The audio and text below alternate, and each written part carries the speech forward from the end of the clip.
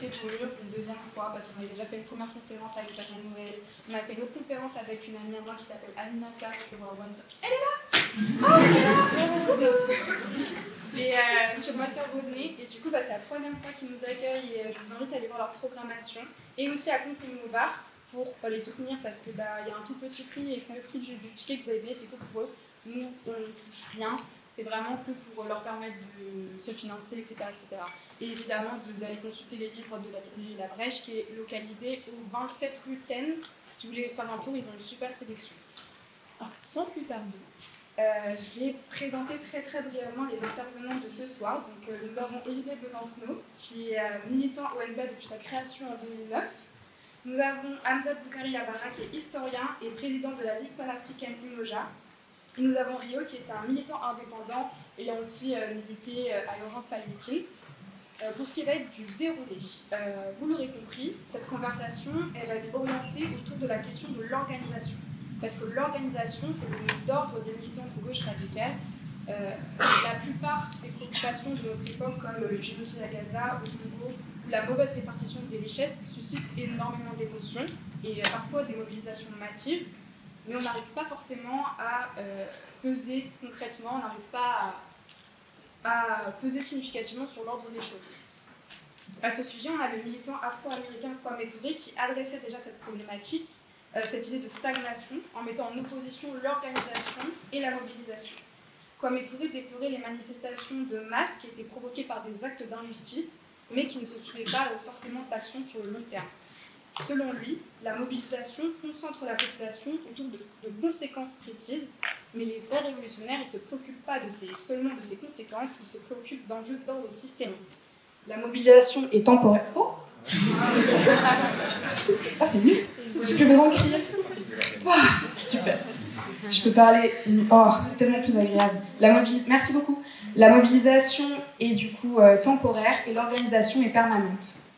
L'organisation rassemble des personnes et des biens en vue d'objectifs communs et elle permet une durabilité, une production de règles propres qui peuvent se diffuser au-delà d'elles-mêmes. Et Kwame Touré nous disait que si nous ne sommes pas vigilants, nos luttes se transforment en événements, en moments forts mais ponctuels, sauf que la lutte n'est pas un événement, c'est un processus continu. Donc c'est tout l'enjeu de cette discussion. Comment est-ce qu'on pourrait ancrer nos mobilisations populaires sur le temps long ? Comment est-ce qu'on pourrait transformer nos mobilisations en organisations pour pouvoir enfin prétendre à se définir comme étant pleinement émancipés ? Et pendant une heure, du coup, messieurs, je suis désolée, j'ai pas du tout respecté la mixité. En fait, je m'en suis rendu compte après, parce que j'ai pas voulu choisir une femme pour choisir une femme, mais je me suis juste dit, c'est les 3 personnes que je veux avoir, et puis je me rends compte qu'il y a 3 hommes sur scène. Mais de manière générale, je vous assure, je fais attention à ça, mais là, je l'ai pas fait. Donc pendant une heure, je vais vous poser des questions autour de ces thématiques, et du coup, l'idéal, c'est que ce soit un débat et que vous échangiez entre vous. Et à l'issue de cette heure, vous aurez 30 minutes, cher public, pour poser vos questions. Donc, de manière assez caricaturale, les positions des intervenants, après, ils vont préciser évidemment leurs positions, et je pense qu'ils vont être d'accord avec plein de points. Hein. Mais de manière assez caricaturale, Olivier Besancenot est là pour représenter l'intérêt du parti politique en tant qu'organe organisationnel. Rio, il est là pour représenter un peu plus le militantisme individuel, informel et plus spontané. Et Hamzat Boukari Yabara est là pour parler des organisations un peu plus apartisanes, on va dire. Donc, sans plus tarder, je vais passer à la première question. Messieurs, si pour vous, il existe une forme d'organisation qui serait particulièrement efficace pour transformer la société, laquelle serait-elle ? Allô, oui. Déjà, merci beaucoup, Sarah, pour l'invitation. À cette rencontre inédite, là, c'est la première fois que je rencontre Olivier Besancenot et Rio et que je viens également dans ce théâtre sur cette thématique qui est importante. Alors moi, je m'inscris dans la tradition des mouvements de libération parce que je suis dans le cadre du panafricanisme qui est un mouvement de libération et qui s'associe également au mouvement pour les droits civiques qui ont eu lieu aux États-Unis, en Afrique du Sud, dans un certain nombre de pays.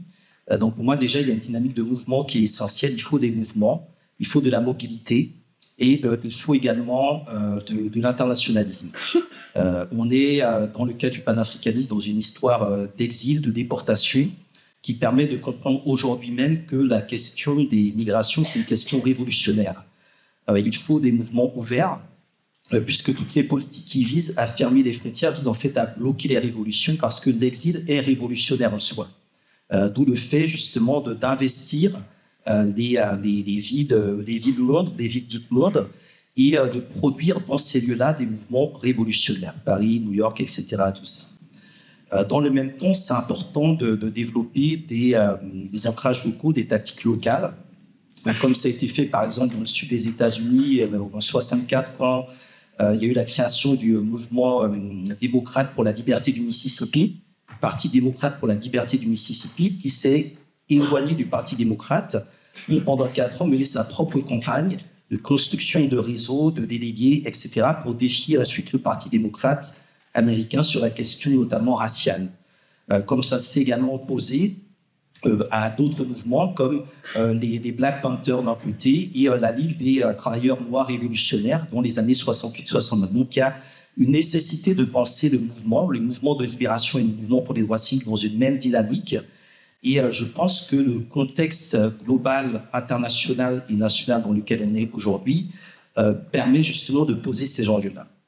Un autre élément important, alors j'ai été présenté effectivement comme président d'une organisation, alors je ne suis pas forcément favorable aux logiques présidentialistes, et donc là aussi c'est créer des mouvements qui soient suffisamment horizontaux, qui s'appuient sur des dynamiques de subsidiarité. Donc le panafricanisme c'est ça, c'est la subsidiarité.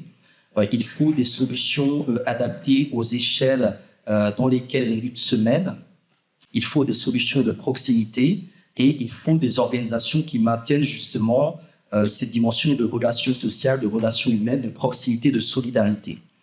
Je crois qu'il y a également un élément évidemment important, mais qui nous réunit tous, il faut des organisations anticapitalistes, anti-impérialistes, antiracistes et progressistes. Un autre élément, je pense, important dans cette optique, c'est la question des organigrammes. Je pense qu'il va aussi nous amener à réfléchir. Aujourd'hui, il faut casser les organigrammes. En tout cas, moi, mon travail, c'est de casser les organigrammes qui ne sont plus du tout adaptés aux enjeux qui sont ceux des luttes de libération d'aujourd'hui. Et dans le contexte qui est le mien, c'est évidemment en lien avec les pays africains, les pays de la Caraïbe, qui aujourd'hui sont engagés dans des processus révolutionnaires, et également les diasporas.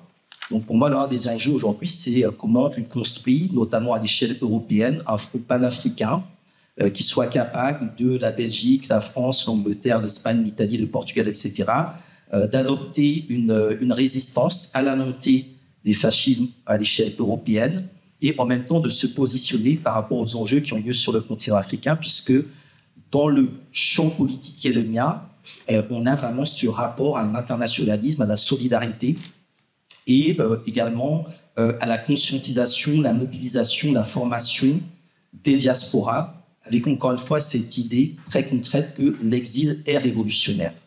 Les migrations sont révolutionnaires et les révolutions circulent.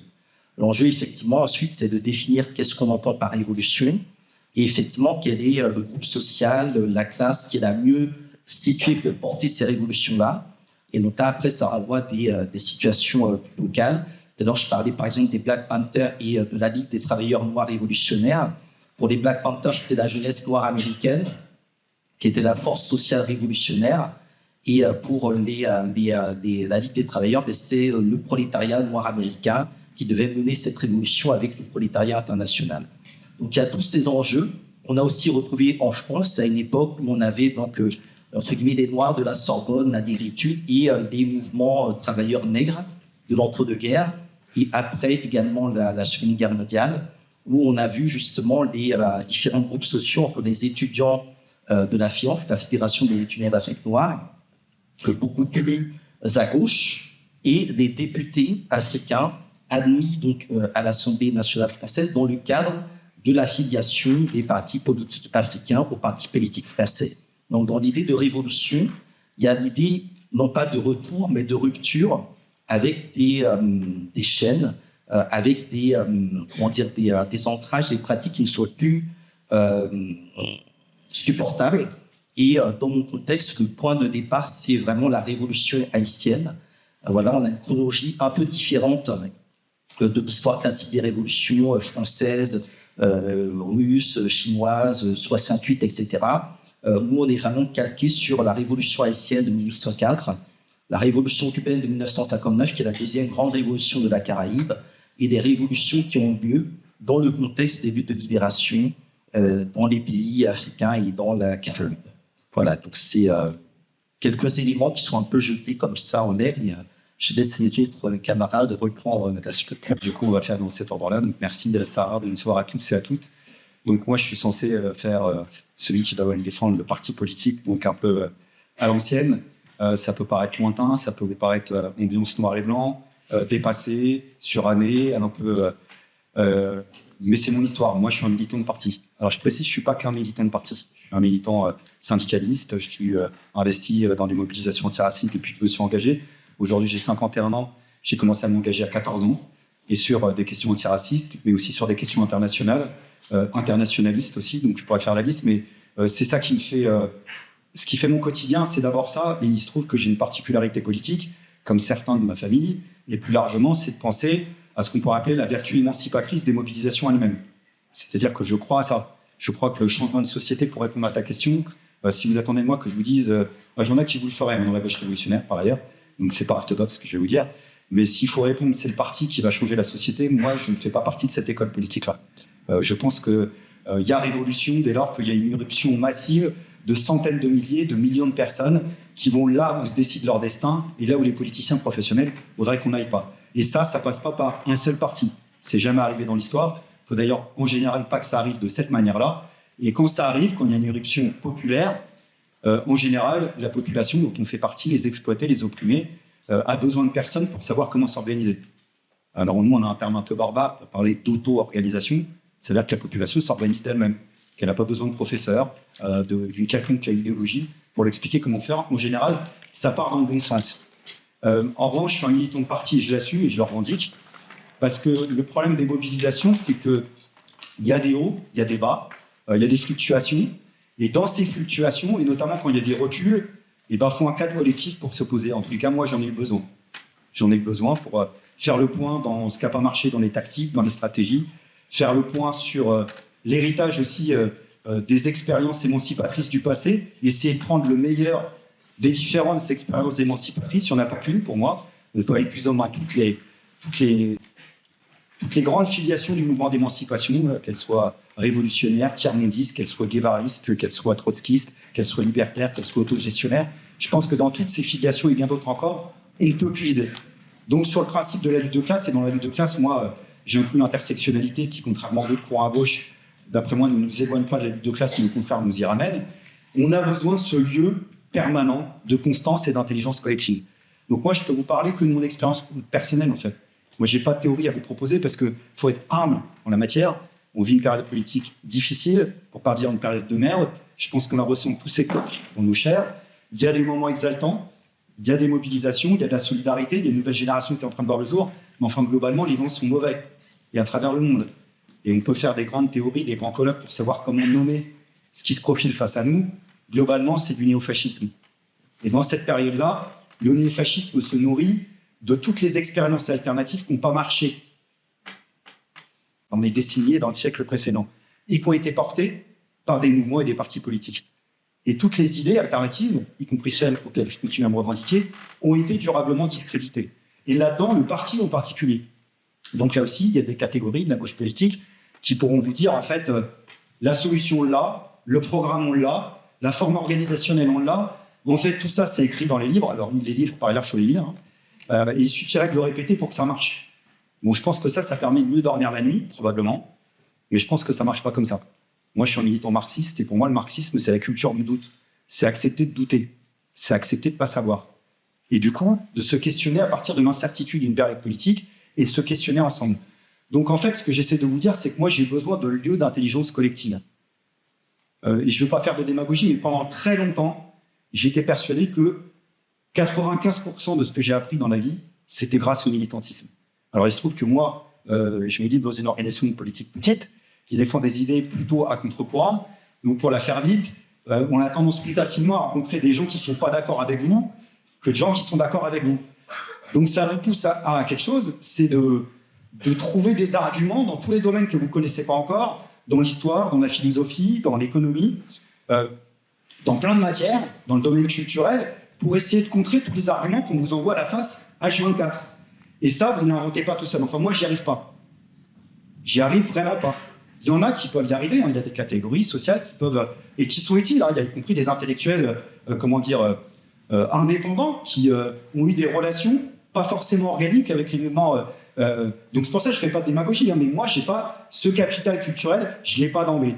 Et moi, ce qui m'a permis de l'avoir, c'est le fait de vivre dans une organisation politique. Alors, avec toutes les limites du genre, c'est-à-dire beaucoup d'amateurisme, le fait de se planter, mais je ne sais pas comment vous le dire, mais pour moi, je le survends volontairement, parce que le militantisme est discrédité, et puis je ne vais pas vous mentir, militer, c'est des grands moments de solitude, hein.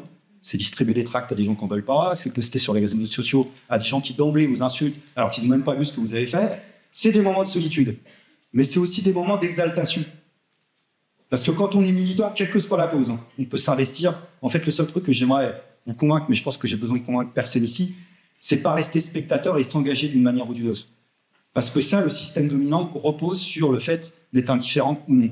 Et dès lors qu'on ne veut pas être indifférent, vous allez piocher dans des argumentaires et vous allez être obligé de le faire dans des réseaux, dans des collectifs, dans des groupes collectifs qui nous permettent d'avoir accès à des compétences que vous n'avez pas et éventuellement de savoir les retranscrire. Donc voilà, en réalité, il n'y a pas que le militantisme qui vous apporte ça, ça j'ai appris plus tard, mais pour faire un topo, pour faire un discours, pour faire un meeting, pour faire une assemblée générale, en fait, il n'y a rien de spontané. C'est pas quelque chose d'inné. Et on se confiait le fait qu'on avait tous la trouille avant de monter sur la tribune. Moi, j'ai fait là les réunions publiques. Je sais combien de meetings, c'est jamais passé. J'ai toujours la trouille avant de prendre la parole. Et je veux dire pourquoi ? Parce que dans la société dans laquelle on nous pousse à croire qu'on est inapte à parler de nous-mêmes, en fait. Et ça, on est conditionné depuis le plus jeune âge, quel que soit notre degré d'exploitation d'oppression, à penser qu'on est inapte à parler de nous-mêmes. Et du coup, prendre la parole dans cette société, c'est se faire violence, mais c'est déjà un acte de résistance. Et dans ce cadre-là, moi, le parti politique auquel j'appartenais et auquel j'appartiens maintenant, ça m'a permis de le faire. Mais avec toutes les limites du genre, parce qu'un parti politique, c'est gérer la démocratie, c'est gérer les contradictions, c'est gérer les tendances, c'est gérer les congrès, c'est le temps long de la discussion, c'est des embrouilles parfois interminables, mais c'est pas forcément raccord avec l'efficacité qu'on voudrait, parce qu'il y a un grand débat à gauche. Je termine là-dessus sur efficacité, démocratie, peut-être que vous l'entendez, cette discussion, elle vient à vous de temps en temps. Moi, je crois qu'il ne faut pas les opposer. Et ça passe peut-être par trouver des combinaisons nouvelles entre mouvements et partis. Je termine en disant que moi, j'ai pas de rapport, j'ai pas de fétichisation de la forme organisationnelle. Moi, j'étais dans un parti, dans un autre parti. Je peux vivre dans un autre parti. C'est pas une fin en soi. Le principal, c'est de trouver un outil d'émancipation qui soit utile ici et maintenant à la période dans laquelle on est. Pour moi, c'est le plus important. Et ça dépend que de nous. Et ça implique de se faire violence. Parce que c'est pas naturel de le faire. Voilà, c'est tout. Moi, c'est mon mec.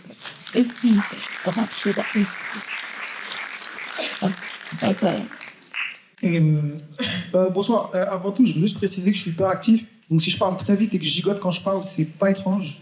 C'est tout le temps comme ça. Et si jamais c'est dur à comprendre, faites des signes de main, je les verrai et je reviendrai dessus et ce sera pratique pour tout le monde. J'aurais pas la prétention de venir porter la parole de qui que ce soit parce que ça serait ridicule de ma part, mais je pense que je viens représenter, en tout cas en tant qu'individu, un monde dans lequel le parti politique est plus oppressif que ce qu'on nous laisse entendre. À savoir que moi, j'ai grandi en banlieue parisienne, et dans un endroit où le parti, en fait, était une structure qui s'était construite avant nos arrivées. Par nous, j'entends notamment les arrivées d'enfants d'immigrés et de parents d'immigrés. Et on a grandi en marge de ces partis-là, puisqu'on y était intégré au compte. C'est-à-dire qu'en gros, on comptait le nombre de nos parents qui avaient dû avoir accès non seulement au patrimoine culturel nécessaire pour avoir l'initiative de s'engager dans cette partie-là, mais aussi l'accès et les connexions nécessaires pour s'y engager. Et donc, comme on grandissait en marge des partis, il y avait une détestation qui se construisait le parti, en fait, a tous les moyens de nous permettre de militer, mais nous inclut tellement peu qu'on se retrouve limité par leur militantisme même. C'est-à-dire que dans les formats comme les manifestations, les occupations, les rassemblements, du matériel à la capacité organisationnelle de créer un événement, on se retrouvait souvent en fait à voir des partis politiques prendre la parole pour nous, prendre des lieux pour nous, prendre en considération notre présence comme une théorie. Voilà, on est là pour parler pour eux, on va parler d'eux, on va parler de ce qu'il faut faire pour eux, mais très peu en tout cas nous permettre de nous inclure dans ces mouvements-là. Et ce qui a laissé place entre guillemets à un militantisme beaucoup plus spontané et je dirais pas individuelle, parce que je crois pas qu'il y ait de militantisme. Ah oui, on fait parler proche du micro. Hein. Je crois pas qu'il y ait vraiment de militantisme individuel, parce que je pense que pour avoir quelques rapports de force que ce soit, il faut une organisation collective, il faut un travail qui, en plus d'être organique, a besoin de s'intégrer dans un groupe. Je pense que je peux militer tout seul en tant que je veux, j'aurai pas d'impact. Donc voilà, je dirais pas individuel, mais des mouvements spontanés révolutionnaires dont on a vu, entre guillemets, l'apogée sur les 3 dernières années, notamment dans les banlieues parisiennes, où les réalités matérielles nous rattrapent et où donc il n'y a pas besoin d'attendre que la lumière divine des marxistes parisiens nous tombe dessus pour réussir à nous expliquer pourquoi est-ce qu'il y a besoin de faire la révolution. On a besoin d'apprendre qu'on a un voisin qui s'est fait abattre par un policier, et qu'on a un père de famille dans l'immeuble qui est mort d'un cancer parce qu'il bosse dans une usine de charbon. Voilà, on a ces réalités-là qui nous rattrapent, et qui, moi-même, alors que j'ai des parents qui, pour le coup, ne sont pas les grands souffrants de la Terre, j'ai grandi dans un milieu où j'y ai été confronté très jeune, et où je me suis structuré politiquement autour de ces souffrances-là, en me disant que je peux attendre fondamentalement que, avec assez de discussions, de représentation et de travail, on soit intégré, où on peut considérer que les plateformes de militantisme peuvent nous appartenir, et pour qu'elles nous appartiennent, on doit les constituer.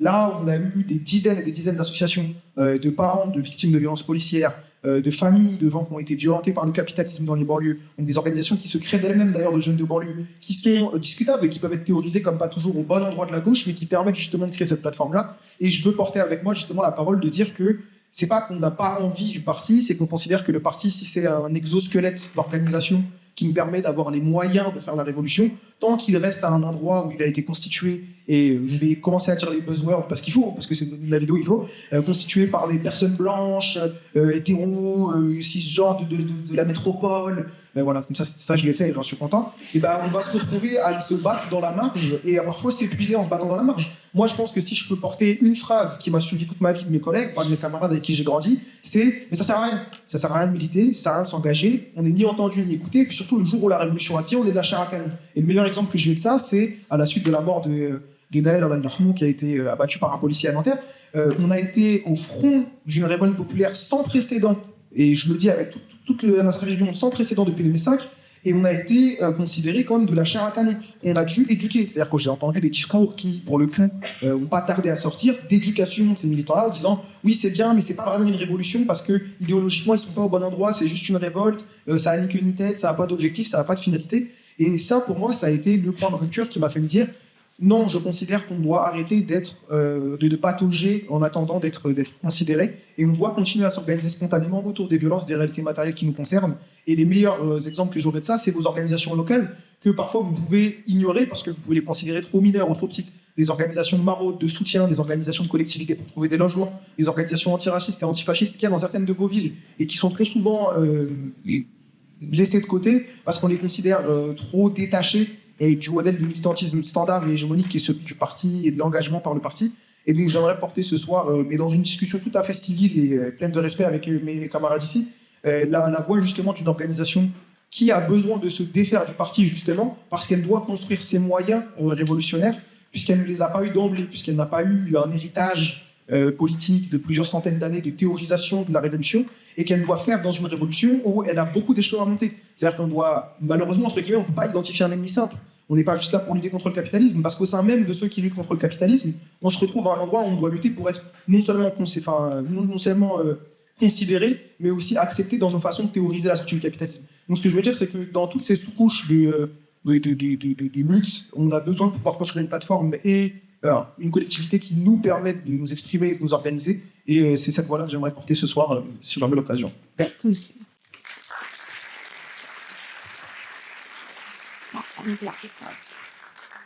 fait, là, j'hésite entre rebondir sur ce que vous venez de dire, particulièrement toi, Olivier, et toi, Rio, ou vous poser vos questions parce que le temps court. Qu'est-ce que je fais? C'est là que j'apprends avec modératrice. Je pense que je vais rebondir rapidement. Je vais rebondir et si vous pouvez être assez, pas expéditif, mais quand même résumer un petit peu pour que j'aie le temps de découvrir tous les petits sujets que j'avais préparés. Olivier, moi j'avais une question quand tu dis que c'est important de s'engager dans des débats et qu'on est souvent en discussion avec des personnes avec qui on n'est pas d'accord. C'est vrai. Et le fait qu'on soit tout le temps en train de chercher des petits... J'ai beaucoup raisonné avec le fait que tu dises qu'on soit tout le temps en train de rechercher des arguments pour pouvoir étayer notre propos. Mais en fait, parfois, c'est vrai que j'arrive pas à faire la distinction entre quand s'engager dans un débat et quand pas s'engager dans un débat. Parce que moi, par exemple, je manque énormément de patience. Et il y a des personnes où je n'arrive pas à m'engager dans un débat, où je me dis, en fait, l'opinion est trop caricaturale, l'opinion est trop éloignée de ce qui pourrait être une opinion rigoureuse et recherchée. Et des fois, je me dis, mais en fait, d'un autre côté, il ne faut pas rester... Je ressens quand même ce sectarisme et cette élite un peu intellectuelle au sein de la gauche radicale. Donc, je ne sais pas comment trouver cet équilibre entre savoir s'engager, savoir quand on est là pour faire justement de la... j'ai pas envie de dire le mot éducation, mais de la politisation. Et aussi, des fois, pas jouer le jeu de l'extrême droite, parce que des fois, c'est des opinions qui sont déjà très gangrénées par le fascisme, ou du moins qui en favorisent la culture du fascisme. Donc, comment on sait pour savoir quand s'engager dans un débat ou quand c'est inutile ou contre-productif? Normalement, il y a un deuxième micro qui fonctionne, c'est rouge, je crois. Oui, celui-là, je crois qu'il fonctionne. Tac, tac, tac, je peux. Là. Est-ce que ça marche? C'est moi, je ne peux pas répondre à ta question. Si je le savais, voilà, je ne sais pas, c'est chacun qui dit ça avec son degré de patience. Moi, je ne l'ai plus personnellement. Donc, c'est pour ça que j'ai passé le relais, même du point de vue médiatique. Moi, quand j'ai commencé, c'était déjà pénible, c'était déjà la culture du clash, c'était déjà ce discours nauséabond. Aujourd'hui, c'est puissance 1000. J'essaie d'y aller en me faisant violence, en me disant pour telle ou telle cause, il faut essayer d'y aller. Il y en a d'autres qui le font bien. Et voilà. Et en effet, le piège, c'est quand on y va, je pense que le seul objectif, c'est non pas porter la parole, en effet, ou non d'autres, mais apporter une parole qui parle à un maximum de personnes, qu'elles aussi l'entendent, cette parole, et participer, pour sortir les grands mots, à la bataille de l'hégémonie politique, pour parler de Gramsci, puisque les idées de Gramsci, grand révolutionnaire italien et marxiste, antifasciste, vous savez, ont été reprises et détournées par l'extrême droite, qui a pris ça à sa charge et qui a distillé tous les chroniqueurs préférés que vous avez. En fait, ça fait des années qu'ils œuvrent, la tâche, une besogne quotidienne de distiller leur venin. Donc moi, j'en sais rien, mais comme j'ai pas de recette magique sur quoi que ce soit, y compris sur les questions organisationnelles, moi, ce que tu dis, je l'entends. C'est-à-dire, mais ça, c'est pas nouveau. Par exemple, je peux sortir l'histoire longue qu'on a eue, des relations avec des militants que je respecte énormément, mais je dis ça parce qu'on en est tous revenus, et les uns et les autres. Par exemple, des militants du MIB, je pense à Tarek, je pense à Nordine, je pense plus tard d'autres militants de quartier à Almami, qui ont une volonté, qui l'ont imposée dans le débat avec ma génération politique, en tous les cas, sur le thème il y a une autonomie politique des quartiers populaires, amener à la comprendre, à la respecter, et venez, on discute d'égal à égal. Nous, on a joué ce jeu-là, depuis on a appris à se connaître sur la base d'une pratique, parce que moi, tous ces dénouements, je crois qu'il n'y a qu'une pratique qui peut la régler. Les discussions, pour le coup, pour rejoindre ta question, moi, des débats à froid comme ça, je ne dis pas ce soir, hein, mais pour régler ces problèmes qui sont des problèmes de fond, tu ne les règles pas. Ni par une convention, ni par des règles, ni par des codes. Dès lors que tu as une pratique en se disant, tiens, lui, elle, en fait, je les croise de plus en plus, et au bout d'un moment, il va falloir que je me pose la question de savoir comment on peut faire ou pas un bout de chemin ensemble, et comment on peut se questionner. Moi, la seule truc que je peux répondre, c'est, pour le coup, quelque chose de profond politiquement moi. Je crois à la synthèse entre la gauche sociale et politique, c'est-à-dire je ne crois pas au rapport de subordination. C'est vrai pour ce que tu dis, c'est vrai même pour les organisations du mouvement social. C'est-à-dire moi je pense qu'il y a de la politique, y compris quand la rue se mobilise, et pas simplement au niveau des quartiers, même quand elle revendique, quand elle manifeste, même quand il y a les gilets jaunes, même quand c'est pas chimiquement pur du point de vue de la lutte de classe, et il n'y a pas de rapport de subordination, disons, les partis seuls. Il y a toute une partie de la gauche, y compris de la gauche révolutionnaire, qui ne pense pas ça, et qui pense que la chose sérieuse, globalement, ça commence dans le parti, compris comme... Là, je suis désolé, je vais faire le sachant, mais parce qu'il y a quelque chose de profond, mais qui est un bilan qu'on est obligé de faire dans ma famille politique, celle du marxisme. Vous savez, il y a un vieux concept marxiste qui parle de conscience pour soi, conscience en soi. Alors, pour faire vite, la conscience en soi, c'est la conscience que la classe sociale, celle des opprimés, des exploités, a d'elle-même, par le fait qu'elle existe et qu'elle est dominée. Visiblement, il y a des oppresseurs, il y a des exploiteurs, on sait qu'on existe. Voilà. Et puis la conscience pour soi, c'est la conscience qu'en tant que classe, on a un rôle historique à jouer. Pour nous et pour toute la société. Je vous le fais vraiment caricatural. C'est pas académique ce que je vous dis. Il y a une compréhension très mal dégrossie dans les rangs de la gauche marxiste, révolutionnaire ou pas, qui consiste à dire, du coup, compris comme ça, la conscience en soi, c'est les mouvements. C'est les collectifs, locaux ou pas. Et la conscience pour soi, c'est le sérieux. C'est le parti politique. C'est l'avant-garde qui a la solution. Ça, c'est même pas marxiste à la base. Marx n'a jamais pensé ça, il n'a jamais écrit ça, et ça ne résout surtout pas la question de la pratique. Donc moi, je crois à des moments politiques où Les deux, même des fois, se juxtaposent. Moi, je suis juste obligé de vous dire pourquoi j'ai eu besoin d'une organisation politique. Parce que je ne peux pas mentir. Voilà. Quand vous allez, nous en plus, dans tous les paradoxes qu'on a, il y en a 10 500, j'ai été candidat à une élection présidentielle où la question qu'on vous pose, c'est est-ce que tu penses que tu as les épaules pour diriger la France? Moi, on me demandait ça, j'étais facteur, 27 ans. Et évidemment, j'étais obligé de rigoler et de dire la vérité, bien sûr que non. Sauf que les codes politiques veulent que, en réalité, il faut répondre à autre chose. Il faut répondre que toi, tu vas créer et entretenir l'illusion qu'individuellement, tu peux avoir réponse à tous les sujets. Et dans une campagne électorale, en fait, j'ai été amené à répondre à tous les sujets, sachant qu'évidemment, tous ces sujets, c'est pas moi qui les potassais. C'était des commissions, c'était des collectifs qui travaillaient. Juste pour vous dire ça, c'est-à-dire qu'il n'y a pas de réponse individuelle, ça n'existe pas. Et en effet, comme tu le dis, c'est pour ça qu'en tous les cas, le militantisme individuel, moi j'y crois pas, il y a 1000 manières. Et moi demain, je veux bien être surpris sur autre chose. Mais sur la question, je termine là-dessus, qui me parle, moi, il y a une belle formule d'un ami, d'un camarade qui comptait, parce qu'il était à la fois philosophe et militant, qui s'appelait Daniel Ben Saïd, et que je relis en permanence, parce que lui pensait ces questions stratégiques sur la base d'une pratique qui disait le parti, c'est rien d'autre qu'une hypothèse stratégique. C'est-à-dire prendre le temps de sortir le nez du guidon, de l'urgence dans laquelle on est tous et toutes enfoncés, pour penser ce que peut être un problème stratégique, sans forcément avoir de réponse, mais au moins prendre le temps. Si ça s'appelle autre chose, le parti, honnêtement, je m'en fous. Sincèrement, je vous le dis, je m'en fous. Je suis pas accroché, je suis pas boutiquier, je vends rien, surtout pas le rêve, mais je vous dis simplement, il faut s'engager d'une manière ou d'une autre. En fait, moi, en vrai, je vais rebondir sur ce que tu as dit tout à l'heure et ça va me permettre d'introduire ta question. En fait, tu disais que tu me dis, j'ai mal compris si je caricature ce que tu vas dire, mais enfin ce que tu as dit, mais tu disais que de l'expérience des personnes qui avaient vécu des épisodes traumatisants, ça devrait leur suffire en théorie à susciter de la mobilisation, c'est pas ce que tu as dit, à susciter en tout cas un engagement politique. Mais du coup, est-ce que tu penses que du coup de l'expérience était plus forcément à une forme de mobilisation? Et est-ce que, du coup, la question de manière générale que j'allais poser, c'est est-ce que de ça, tu penses qu'on peut construire un rapport de force sans forcément avoir des structures collectives? Normalement, ça déjà arrivé, ton truc. Je crois qu'ils étaient plus guinéens. Ça aussi.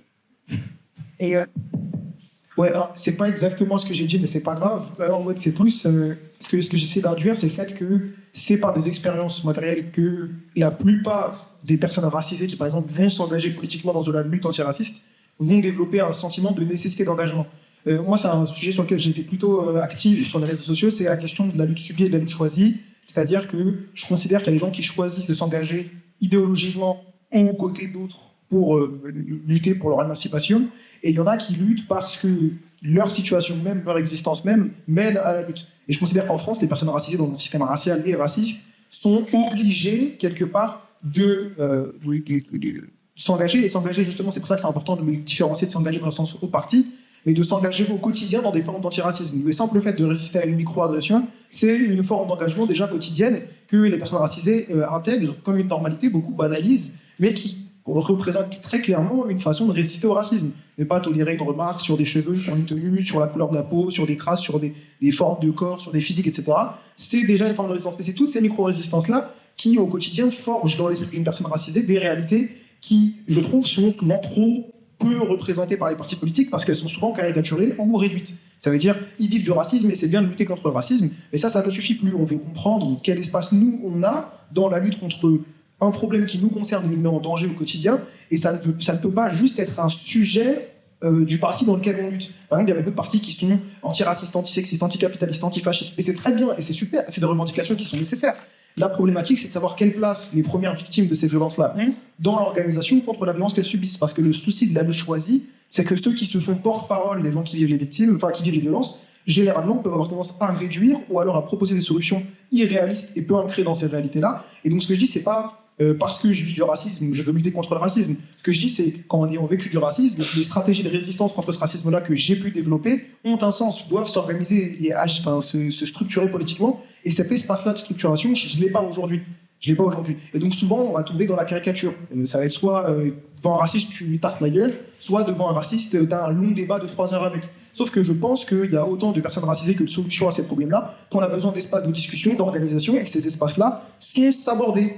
Et je le dis avec toute la haine que j'ai pour les gens, c'est-à-dire que quand je dis s'aborder, c'est au sens où tu vas vouloir t'organiser avec des gens d'une organe en partie sur la question de comment lutter contre le racisme à la fac. Imaginons, je pense qu'il y a beaucoup d'universitaires là pour venir dans un théâtre à cette heure-là. Et donc tu vas vouloir t'organiser contre le racisme que tu vis à la fac, et on va t'expliquer, oui, mais tu comprends, dans le parti, historiquement, quand on a un souci, on l'a géré comme ça.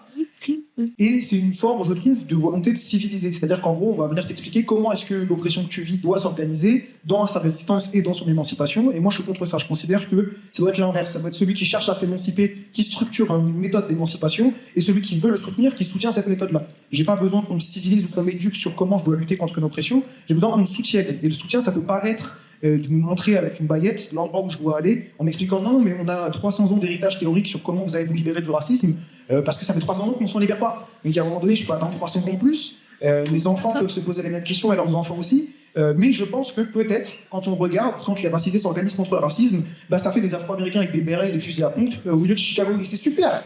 C'est super, mais ça, je suis désolé, ça vient, et je nie pas leur côté marxiste ou communiste au Black Panther, ne me faites pas dire ce que j'ai pas dit, mais ce que j'explique, c'est que c'est pour une fois un parti qui a eu l'espace nécessaire d'expliquer que face à une violence, à des siècles de lynchage, d'esclavage et de colonisation et de violence et de meurtre, il y avait d'autres moyens d'organisation que celui choisi par les premières victimes. Et donc face à des gens armés, violents, il y avait la résistance armée et violente.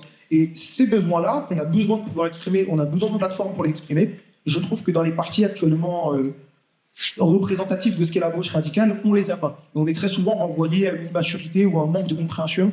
On nous envoie à Hajj, ça fait 60 ans, il est même parti, il est rebeu, donc ça veut dire qu'il est censé s'identifier à toi, et il vient voir et t'explique non, mais tu sais, moi aussi avant j'étais comme toi, mais maintenant je suis moins radical que toi. Et moi j'ai pas envie de ça, j'ai pas envie qu'on envoie les anciens m'expliquer que ça n'a pas marché, et parce que généralement ces anciens-là, on les a formatés aussi à ce que ça marche pas. Voilà, et juste pour la fin de ce que tu m'avais demandé, si tu peux me répéter. Pardon. Tu as déjà répondu à ce que. Il a déjà répondu à ce que je voulais. Ouais. C'est-à-dire, est-ce que de l'expérience, il y a forcément une politisation automatique? Ça, c'était pour avoir ton avis, tu as répondu. Pas forcément, mais ça aide. Oui, c'est le dos. Et tu as parlé, du coup, de. T'as parlé des problématiques qu'il y avait. T'as un peu répondu à la question que j'avais posée après. Ah merde. Mais en gros, t'as répondu à peu près à ma question. Ouais, pas de soucis. Bah, comme ça, on continue. On va revenir sur Hamzat, qui est du coup plus porté sur les questions panafricaines et sur l'histoire qui est indépendantiste en Afrique et générale. On connaît l'importance du parti politique chez des figures comme Cabral ou Nyerere, par exemple. Et de manière générale, quelle a été la place du parti politique dans le cadre des luttes indépendantistes en Afrique? Oui, alors, effectivement, je suis un peu à l'écart du débat parce que moi, je dirige une organisation où il n'y a que des Afros. Donc, le cadre dont tu parles, on l'a déjà. Donc, il faut juste rejoindre des organisations comme la nôtre, comme la Ligue panafricaine mondiale, où il y a des Africains, des Afro-descendants. Je suis désolé. Il ne faut pas constamment vouloir entrer dans d'autres organisations alors qu'on en a déjà qui travaillent en interne sur ces questions-là. Donc c'est un élément, je pense, qu'il faut soulever et qui le font du constat qu'il est important que les personnes originaires d'Afrique et de la Caraïbe s'organisent politiquement entre elles. C'est la base. Je comprends qu'on ait effectivement envie de participer aux jeux politiques plus général, mais nous, notre positionnement, c'est vraiment de conscientiser, mobiliser, former le plus grand nombre possible de personnes dans la diaspora africaine et afrodescendante et faire comprendre à des personnes qui sont au cœur de la répression, notamment sur les questions migratoires, qu'on peut s'engager politiquement en tant qu'étranger, en tant que migrant, en tant que noir, en tant qu'afrodescendant, et que le faire dans un cadre panafricain, c'est quelque chose qui peut nous protéger. Ça permet également de soulever la dimension fondamentalement coloniale du capitalisme dans lequel on vit aujourd'hui. Ça permet de soulever des enjeux liés à la France-Afrique et à l'impérialisme français, qui sont souvent des angles morts du jeu politique français classique des partis politiques français. Donc moi, j'ai jamais adhéré à un quelconque parti politique ou organisation politique française. Et Dieu sait que j'ai quand même été approché, et paradoxalement, j'ai plus été approché par des organisations de droite que par des gens de la gauche. Et ça aussi, c'est vraiment une grande interrogation. Pourquoi la gauche ne cible pas certains types de profils noirs qui, visiblement, sont de nature à amener des questions qui ne sont pas suffisamment creusées dans les débats à gauche? Et pourquoi la droite aussi, aujourd'hui, voit fleurir dans son sein des Noirs, des Arabes, libéraux, professions libérales, etc., qui, quelque part, dilue certaines problématiques. Donc ça, c'est juste pour me resituer un peu dans ce débat-là. Effectivement, ce qui nous intéresse, nous, c'est de conscientiser ici dans la diaspora et d'appuyer des sections qui sont sur le continent africain, qui ont pour vocation de devenir des partis politiques. Et donc, on travaille beaucoup, effectivement, sur la manière dont ces transformations se font, sur la distinction entre les situations révolutionnaires et les issues révolutionnaires, parce que ce n'est pas tout à fait la même chose. On peut avoir des issues révolutionnaires à une situation qui ne l'est pas. Donc il ne faut pas forcément attendre que la situation paraisse comme étant révolutionnaire pour travailler sur des issues révolutionnaires. C'est un travail quotidien qu'il faut faire et qu'il faut mettre en place. Dans notre contexte, on a l'avantage de travailler sur un continent, sur des territoires, sur des peuples, la Caraïbe, la Kanaki, l'Afrique, où il y a du dynamisme, où les choses bougent, où on dégage des présidents. Ici, on fait les gilets jaunes, etc. Tout ça, on vient les prendre l'Élysée, mais Macron, il reste. Alors que dans nos pays, dans nos territoires, quand on veut faire partir quelqu'un, on le fait partir. Que ce soit un préfet quelque part là-bas en Martinique ou je ne sais où, ou un président impopulaire en Afrique. Donc il y a vraiment un travail qui est fait en termes de mobilisation. Le problème, très souvent, c'est qu'il n'y a pas de plan, il n'y a pas de projet. Et donc là, il y a un enjeu pour travailler les projets, pour comprendre comment organiser ces mouvements et ces dynamiques, pour que l'espoir qui est suscité ne retombe pas à plat. Et effectivement, on s'appuie sur des expériences, sur des traditions. La question du parti politique en Afrique, elle est très intéressante parce que la colonisation, en tout cas sous le colonialisme, l'activité politique était interdite. Et donc très rapidement, dans nos contextes, qui sont les contextes africains, afro-descendants et panafricains, on a travaillé aussi la question de la clandestinité de manière parfois différente, parfois similaire aux organisations de gauche. Il y a effectivement une proximité, puisque c'est souvent par l'activité syndicale qu'en Afrique, on commence à se politiser. Donc le rôle des communistes a été important à ce niveau-là. Mais il faut bien souligner le fait qu'il y a aussi des logiques de société secrète, des logiques de mutuelle de solidarité entre étudiants africains ou entre, on va dire, originaires de différents territoires, qui sont importantes, je pense, à remettre sur le tapis aujourd'hui. Et il y a des logiques, je dirais, transnationales. Maintenant, du point de vue des organisations, là aussi, on a des ruptures générationnelles qui font que sur le plus ancien parti politique africain, qui est l'African National Congress en Afrique du Sud, le moment où il devient un peu plus révolutionnaire, c'est quand se met en place une Ligue des jeunes. Il devient encore plus révolutionnaire quand se met en place une Ligue des femmes, et encore plus révolutionnaire quand arrive la branche armée. On peut le voir également au niveau de l'UPC, l'Union des populations du Cameroun, qui a formé des cadres. Donc l'un des enjeux aujourd'hui, c'est former des cadres, former des compétences, expliquer à tout le monde qu'il a son utilité dans le changement et la transformation qu'on met en place. Et c'est là effectivement que le cas de Cabral est extrêmement intéressant, puisque le PAIGC, donc le Parti africain pour l'indépendance de la Guinée et du Cap-Vert, du Cabral, qui est vraiment l'une des figures les plus intéressantes, parce que c'est à la fois un théoricien de la Révolution, mais c'est également quelqu'un qui était totalement dans la pratique. Et lui, sa logique, c'était d'expliquer qu'il faut regarder comment les peuples sont organisés, comment les communautés sont organisées, et calquer l'organisation politique sur le fonctionnement social des populations. Parce que plus vous créerez un parti en tant que produit importé ou produit clé en main, plus vous aurez du mal à coller avec les réalités sociales des populations. Et là aussi, je pense que c'est un élément important. Il faut voir comment les organisations fonctionnent.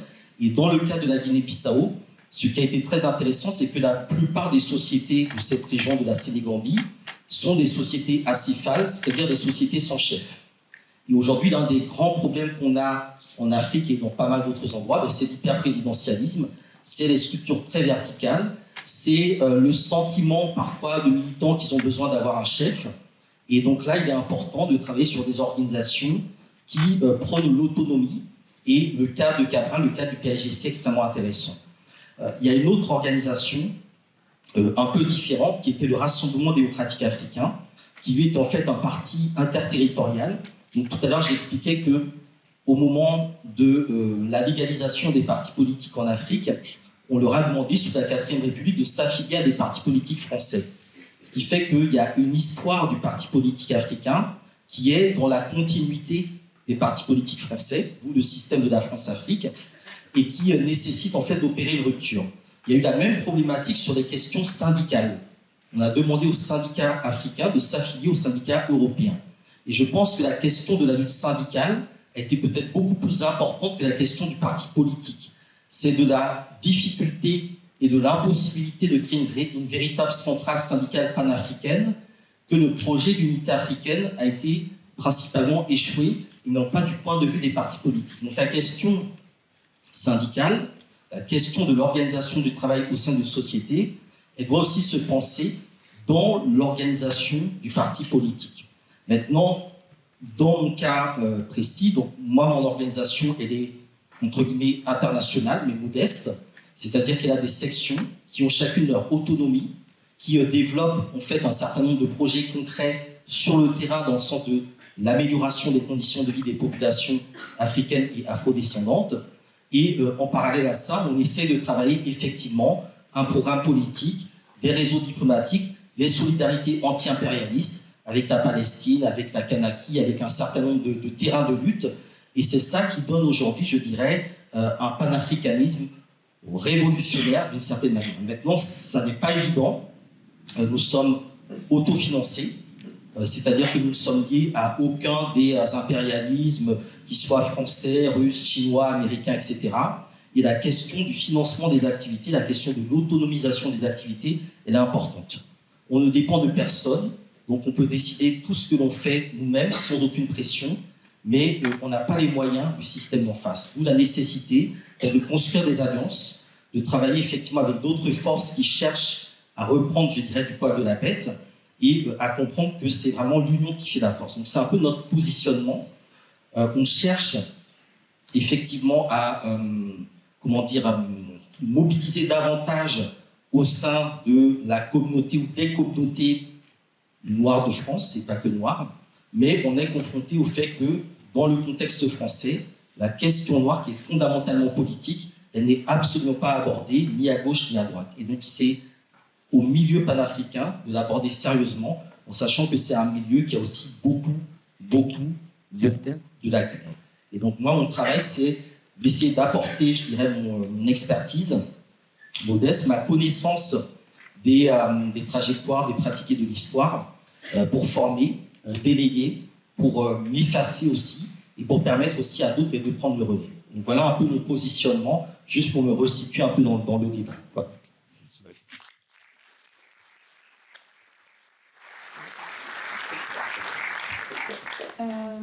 Il nous reste à peu près une petite quinzaine de minutes.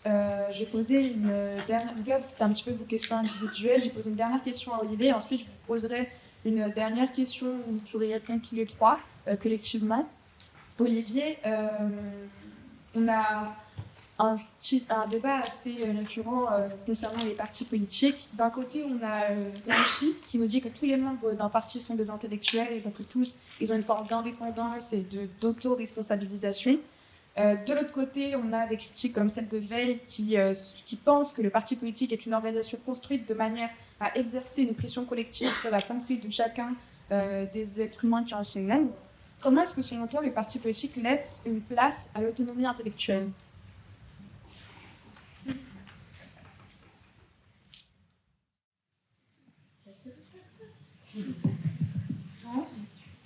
C'est une question à 1000 €. Moi, je ne peux pas répondre comme ça. Dans ce que tu dis, Simone Veil, elle a plusieurs parcours. À la fin, elle en arrive, il ne faut plus de parti politique du tout. En même temps, elle a participé à la Révolution espagnole en voulant rentrer dans une brigade d'un parti, qui était le Parti ouvrier d'unification marxiste, puisqu'elle a participé à la Révolution espagnole antifasciste, puis ensuite à la CNT, dans laquelle elle est rentrée. Donc il y a plusieurs parcours. Je rejoins une partie de ce qu'elle dit dans ce que le parti peut produire de pire, c'est-à-dire dans la similitude des structures étatiques, et ça existe. Et je ne dis pas que nous on est exempt de ça. Maintenant, moi aussi, je suis obligé de me resituer. Moi, je ne suis pas un représentant de la gauche institutionnelle française. Sinon, depuis le temps, ça se serait. On ne tient pas les mairies, on n'a pas d'élus, on est des militants, on a toutes les limites du genre. On n'a pas été pioché, on n'a pas fait dans le clientélisme. Ce n'est pas le genre de la maison. Donc, on est dans une autre culture politique. Une culture internationaliste, anticolonialiste, par exemple solidaire des Kanaks et des prisonniers politiques Kanaks, et par exemple sur les rassemblements pour réclamer la libération des prisonniers politiques Kanaks. Malheureusement, toute la génération qui se radicalise aujourd'hui sur les questions internationales, elle n'est pas toujours omniprésente non plus. Donc on fait avec les moyens du bord. Donc quand elle dit ça, moi je le ressens. Il y a une partie de la gauche radicale avec laquelle on travaille de manière militante, où je vois qu'on reproduit les schémas de pouvoir. Je le vois, je suis pas aveugle. Et le pouvoir, pour moi, c'est pas que des postes, c'est aussi des positions de pouvoir. Donc ça, je le vois, je le sens. Gramsci, pour reprendre, il a quelque chose de fort, moi, qui me parle, c'est l'idée que dans un parti, on peut socialiser l'intelligence collective. Moi, c'est ça que je retiens de lui. Pas comme théorie, je ne le dis pas de manière académique, mais ça, je le retiens, c'est ce que j'ai essayé de vous traduire. Et moi, je te rejoins sur un propos, c'est-à-dire, moi, je l'ai compris en lisant un bouquin, précisément, de Jacques Rancière, que je vous recommande, qui s'appelle Le Maître ignorant. Alors, à la base, ça n'a rien à voir avec le schmilblick, c'est sur les questions pédagogiques. En gros, dans ce bouquin, il prétend qu'on peut enseigner, j'allais dire sans professeur, dans les termes en sciences de l'éducation.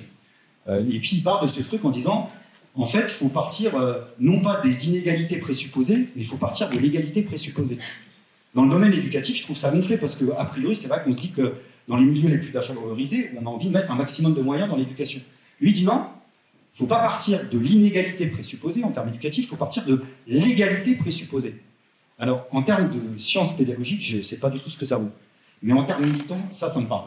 Ça rejoint ce que tu dis, parce que moi, je l'ai ressenti sur le thème que, voilà, ben en effet, il y a une partie du militantisme, des organisations politiques, y compris la mienne, qui pense que le problème, c'est que les exploités et les opprimés n'ont pas compris, et que la responsabilité des partis, c'est d'expliquer aux exploités et aux opprimés ce qu'ils n'ont pas compris. Voilà. C'est oublier que nous, on fait partie de ce camp-là, et qu'on n'a pas besoin de professeurs rouges, noirs, verts, pour nous expliquer pourquoi on est dans la merde. Par contre, il faut, et je retourne la question, un cadre collectif qui nous permette d'avoir de la confiance. Moi, c'est la seule question sur laquelle je patine à titre personnel. Si vous comptez sur moi pour vous dire j'ai fait la démonstration qu'avec notre parti, le NPA, on a trouvé la solution et qu'à la fin de cette réunion, mon seul espoir, c'est que vous soyez tous et toutes militants du NPA, même si je ne vous doute pas, évidemment, ce serait léger. Moi, j'en suis plus à ça. Et j'ai plus le temps pour ça. Parce que l'heure, elle est trop grave. Et quel est le problème pour trouver des convergences de tous ceux et toutes celles qui se radicalisent et qui se politisent, quelle que soit la question sur laquelle on se politise? Parce qu'on a une multitude de problèmes, et dans le problème dans lequel on est, il y a aussi le sectarisme. Et la gauche révolutionnaire, là aussi, où elle ne brille pas, c'est aussi ce sectarisme-là. C'est-à-dire que comme j'ai la réponse soit dans la pratique, soit dans la théorie, je ne peux rien faire avec toi. Et je vais commencer à cartonner tous ceux qui sont à mes côtés, plutôt que nos adversaires principaux. Et moi, je termine là-dessus, j'ai appris à me faire violence, même sur ce terrain-là. J'ai changé. Moi, j'étais amené à militer avec des gens avec lesquels je ne pensais pas militer. Parce que je n'ai pas oublié le passé, je n'ai pas oublié une partie de la responsabilité de la gauche dans la situation écrasante dans laquelle on est. Et pourtant, je me retrouve à mener parfois des campagnes militaires avec eux. Bien sûr que je me fais violence, y compris dans le domaine syndical. Il n'y a personne, ni sur cette tribune, ni dans la salle, ni ailleurs, qui n'est nulle part. Quelle que soit la forme de politisation, on vient tous d'une histoire politique. Et le problème, c'est comment on est capable de se dire qu'à un moment donné, il n'y a pas une filiation politique, à elle seule, qui peut avoir la prétention de dire on a la réponse sur tous les sujets. Et nous, on a fait la synthèse de toutes les expériences d'émancipation. Une fois de plus, j'aimerais vous dire le contraire, on dort mieux la nuit comme ça, je pense qu'on n'en est plus là. Donc moi, je me vis qu'en dépassement, mais je ne fais pas de démagogie quand je dis ça. Moi, demain, s'il faut être dans une autre plateforme, organisation, mouvement politique, avec des alliances nouvelles, avec tout ce qui a été dit, je le fais. Moi, je crois au droit à l'autodétermination. Nous, en interne, on essaye de faire comme on fait. Voilà, des commissions racisées, non mixtes, on essaye de mettre comme on le fait pour les femmes, de mettre en adéquation un minimum ce qu'on raconte avec ce qu'on fait. Mais je n'ai pas d'illusion sur ce qu'on représente, je ne me fais pas d'histoire. Mais je pense que le problème est posé à tous, et qu'on ne peut pas le contourner. C'est comment on fait pour continuer à être radicaux sur la voie de l'émancipation, tout en étant unitaire. Et ça, c'est une question, elle est une question ouverte, et on est obligé de se la poser même quand on n'a pas de réponse collective. Moi, ça ne me fait pas sourire de vous dire ça. Je pense que la situation dans laquelle on est, elle est grave. Elle est vraiment grave. Et que la répression, en effet, qui a commencé dans les quartiers, qui a commencé il y a des années, elle touche aujourd'hui des secteurs syndicaux, politiques, qui découvrent l'ampleur de la répression. Donc pareil, on peut partir en disant bah, ça aurait été bien que tu vois la lumière un peu avant. Mais il faut partir en temps et en heure avec ceux et celles tels qu'ils sont. C'est la société dans laquelle on est. Pas telle qu'on voudrait qu'elle soit, c'est telle qu'elle est, avec ses contradictions. Et autant essayer de se nicher dans ces contradictions ensemble pour essayer de se dépasser par le biais d'une pratique. Parce qu'une fois de plus, je pense qu'il n'y a que la pratique qui pourra répondre à toutes ces questions-là. Mais ouais, dans un parti, on peut devenir con, on peut devenir clone, on peut se transformer en secte. Tout ça, je l'ai vu. Ça concerne toutes sortes d'organisations, par ailleurs. Même locales, si on est tout à fait honnête.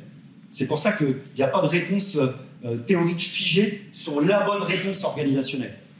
C'est chaque période, chaque génération qui s'invente, et il y a une nouvelle génération qui voit le jour, bah, c'est elle qui va devoir forger ses armes dans ce monde-là, je pense.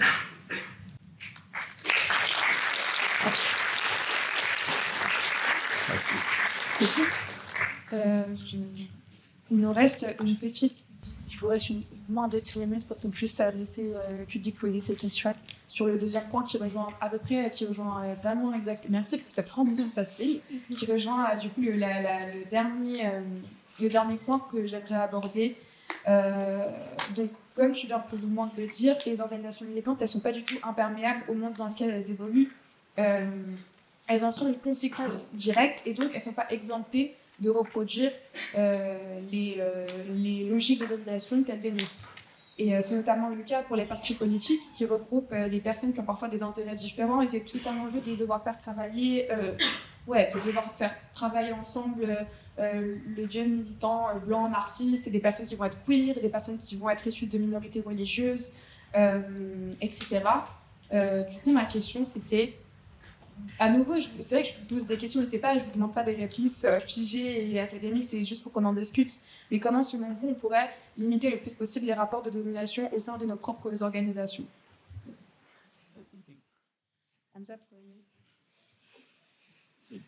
Alors, donc moi, mon cadre, il est panafricain, donc moi, ma difficulté, c'est de faire dialoguer des personnes qui peuvent être issues de communautés qui sont en guerre les unes avec les autres. C'est clairement ça, quoi. C'est avoir une organisation dans laquelle des Rwandais, des Congolais peuvent discuter, des Comoriens et des gens de Mayotte peuvent discuter, enfin des gens qui, du point de vue de leur communauté, sont opposés, sont en conflit, trouvent en fait un cadre qui leur permet une médiation, une discussion, une sublimation de leurs oppositions, une compréhension de pourquoi en fait l'impérialisme, le capitalisme, le tribalisme et d'autres ismes de division conduisent leur communauté ou leur peuple ou leur histoire dans cette situation-là. Donc pour moi, l'un des enjeux essentiels par rapport à cette question, c'est la formation. Il faut une très bonne formation politique. L'intérêt d'un parti, d'une organisation, c'est vraiment de travailler la formation. Il faut des militants formés. Il faut qu'on connaisse notre propre histoire et connaître l'histoire de ceux qui font partie de notre organisation, et je ne suis pas certain, c'est encore des pics que je fais à la gauche, je ne suis pas certain que dans les organisations de gauche, il y ait une vraie connaissance de l'historique de certains profils qui les rejoignent.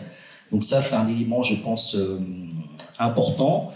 L'autre élément, c'est avoir effectivement des structures, je ne sais pas, en assemblée, en forum, ouverts, qui permettent aussi à chacun de prendre des initiatives, de prendre aussi des responsabilités. Voilà. Après, je pense que dans toutes les organisations, de toute façon, il y a des difficultés, il y a des conflits. Les polémiques font partie aussi parfois soit de l'éclatement, soit de la solidification d'une organisation. Mais l'enjeu également de la critique et de l'autocritique doivent être cadrés et précisés dès le départ. Mais pour moi, l'enjeu essentiel par rapport à cette problématique, c'est l'enjeu de l'éducation et la formation politique.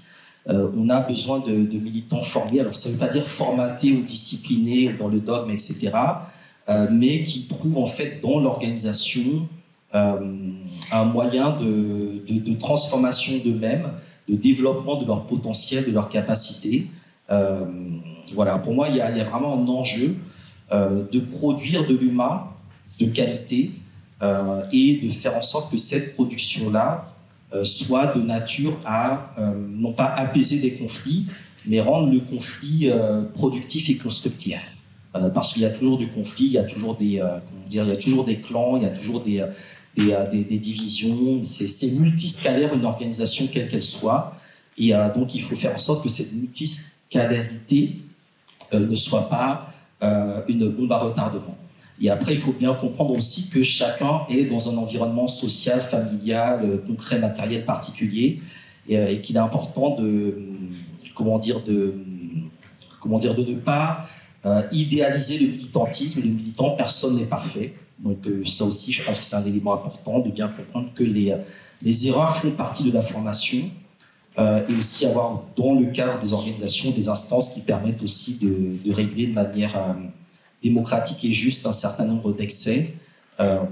Voilà, donc des questions d'éthique, je pense, sont également importantes, surtout quand il s'agit de politique et de pouvoir. Voilà, donc le pouvoir, je pense que c'est quelque chose qui est extrêmement dangereux problématique dans une organisation, et les personnes qui sont en position de pouvoir, parce que il y a une dimension symbolique. Voilà, moi, on n'a pas d'argent à la Ligue, mais le fait d'avoir une fonction, une responsabilité, une visibilité, tout ça parfois donne du pouvoir, crée du conflit. Donc je pense qu'il faut vraiment déminer, surtout dans la période actuelle où la question de la visibilité, visiblement, c'est le truc qui... il faut vraiment déminer ces rapports au pouvoir, ou représentation, ou fantasme du pouvoir.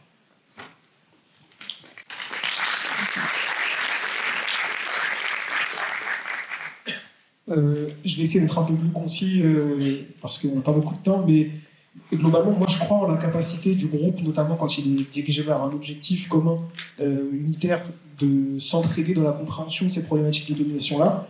Je crois aussi en la capacité à sectionner le mouvement, en considérant que c'est important que chaque section du mouvement, dans sa spécificité, ait un espace d'organisation qui lui est propre, de discussion qui lui est propre, de prise de décision qui lui est propre, sans pour autant qu'il handicape les autres. Et du coup, je crois en la capacité de ces sections-là à s'encourager dans l'apprentissage et la connaissance des problématiques plurielles que le groupe peut avoir. Les différentes expériences que j'ai pu en faire reviennent toujours sur le même résultat, qui est que justement, le moment où une section finit par, pour X ou Y raison, développer une forme de supériorité sur les autres dans la capacité à mobiliser, à organiser ou à prendre des décisions, on finit toujours par s'écrouler. Je ne ferai pas de dédicace, j'en meurs d'envie, mais il y a des gens avec qui j'avais des projets superbes qui étaient un peu obnubilés par leur licence à SAS et qui ont décidé de foutre en l'air tout le reste parce qu'ils voulaient avoir plus d'avantages que les autres. Donc pour moi, je serais pour une organisation purement horizontale, au sens où elle nous permet, dans nos spécificités, d'organiser des réponses nécessaires à chacun et dans la modalité dont chacun a besoin, et que ces prises de décision, ces discussions et comme tu dis, entre guillemets, cette connaissance et cette qualité que les gens créent soient ensuite partagées à l'endroit du reste des sections, du reste des militants, pour pouvoir permettre non pas de faire de l'éducation, c'est vraiment un point sur lequel je veux vraiment être ferme.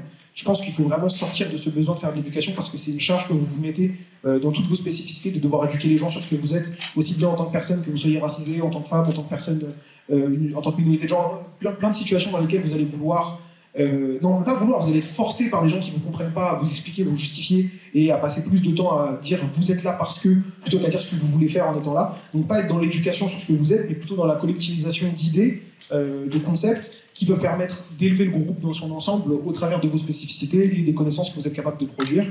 Je ne sais pas si c'est pleinement réaliste de dire ça, mais dans tous les cas, si, comme tu l'as dit, si j'étais là pour vous donner une réponse et vous dire à la fin, on marche tous ensemble sur la Bastille, on va prendre le monde, je sais pas quoi, etc. Voilà, je l'aurais dit dès le début de la discussion en tout cas. Donc c'est juste pour vous dire que je crois en la capacité de chacun de respecter l'espace d'organisation de l'autre, et dans ces espaces d'organisation de produire un contenu qui peut devenir commun et qui peut permettre une organisation unitaire et un front de, comme tu as pu le dire, de gens qui de base pourraient ne pas être poussés à militer ensemble, pour au contraire être dans des conflictualités, et notamment dans le milieu panafricain ou décolonial, on l'observe souvent, des rivalités anciennes, des clans. Moi, par exemple, ma mère elle est du Tchad, vous ne trouverez pas plus grand haineux qu'un Tchadien, notamment des Soudanais et des populations alentours au Tchad. Et donc, quand vous parlez d'organisation plus vaste, généralement dans le Sahel, vous allez avoir des réponses qui partent de cet a priori que c'est impossible de s'organiser, on a trop d'historique, on a trop d'endroits où on est incompatible culturellement, sans parler aussi de la discussion religieuse qui apporte une nouvelle couche de complexité à ces discussions-là. Et moi, je pense que pour surmonter ça, le mieux à faire, c'est de laisser les espaces d'organisation produire du savoir et de faire de ce savoir un savoir commun pour prendre des décisions qui sont adaptées aux modalités de chacun. Voilà.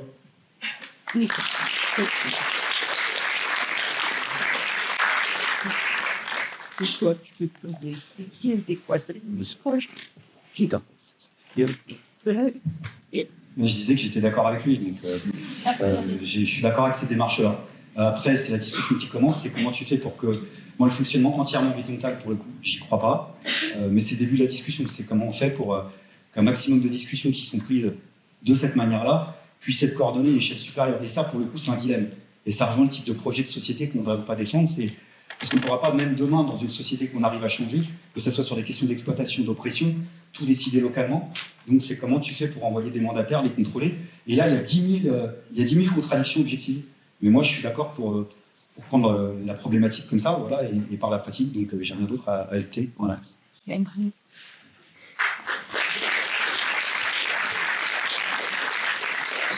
vais vous passer brièvement la parole, on n'aura pas beaucoup de temps malheureusement, mais juste en conclusion, l'objectif de cette discussion, c'est de vous convaincre de ne pas rester isolé. Si vous êtes là, c'est que vous avez déjà une espèce de conscience politique plus ou moins radicale.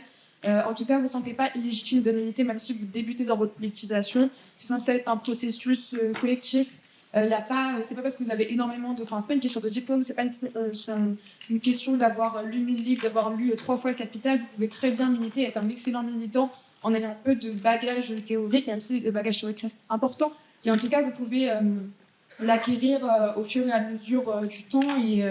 Et en tout cas, vous ne vous sentez pas illégitime de militer. Il y a autant d'organisations sur Paris que de personnes dans cette salle. Donc, vous pouvez joindre-en une. En tout cas, vous pouvez au moins y réfléchir. Et voilà, c'est tout ce que j'avais à ajouter.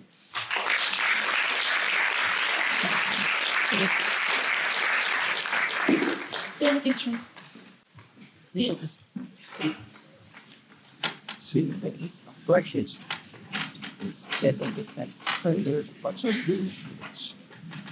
Ma question, elle concerne les partis en Afrique d'une manière générale.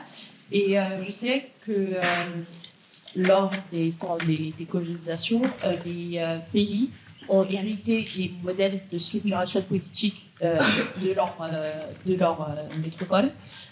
Et la question que je me pose, c'est, je suis convaincue pour de nombreuses raisons culturelles, que la démocratie telle qu'elle a été imposée en Afrique n'est pas le modèle idéal.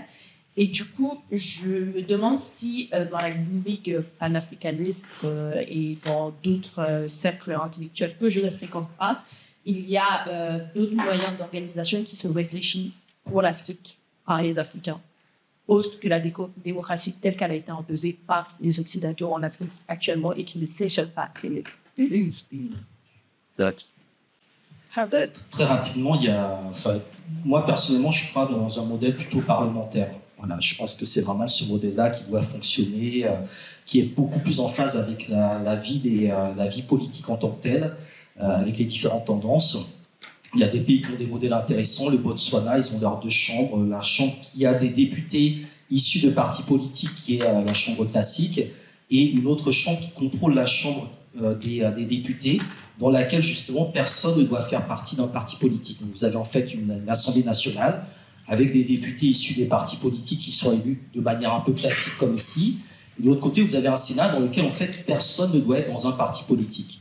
Et le Sénat, en fait, il est choisi sur des critères bien particuliers, et dont notamment le fait d'être chef des 8 principales ethnies du Botswana. Ce qui fait que le député, quand il fait passer son projet de loi au niveau de la Chambre des députés, il est obligé aussi d'aller défendre son projet devant le chef de sa communauté, donc sous l'arbre, à Palabre, etc. Il y a tout le village qui est organisé. Et ce chef-là, qui est dans l'autre chambre, peut le bloquer. Donc du coup, il y a vraiment, je pense, une nécessité d'avoir peut-être effectivement une chambre, entre guillemets, d'élus, mais une autre chambre qui ne soit pas fondée sur ce modèle, entre guillemets, d'élus, en tout cas qui soit repensé différemment. Voilà, il y a d'autres sociétés qui ont d'autres modèles d'organisation acéphales, comme je disais, en sachant qu'il y a une partie de la vie politique africaine qui en fait échappe totalement à l'État et aux partis politiques, etc.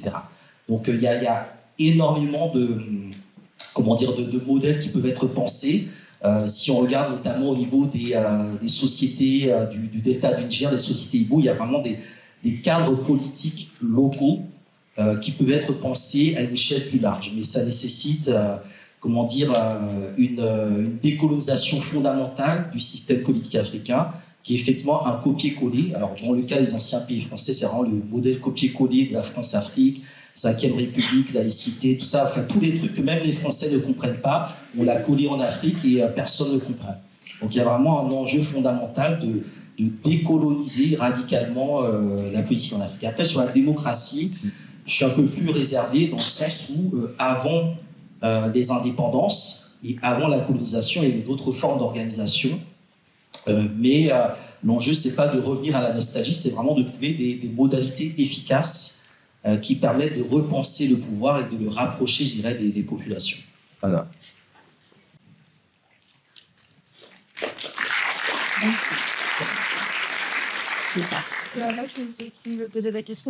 Vous avez parlé tous les trois d'une certaine forme de structure au niveau même des organisations, et c'est beaucoup revenu sur la structure horizontale, etc.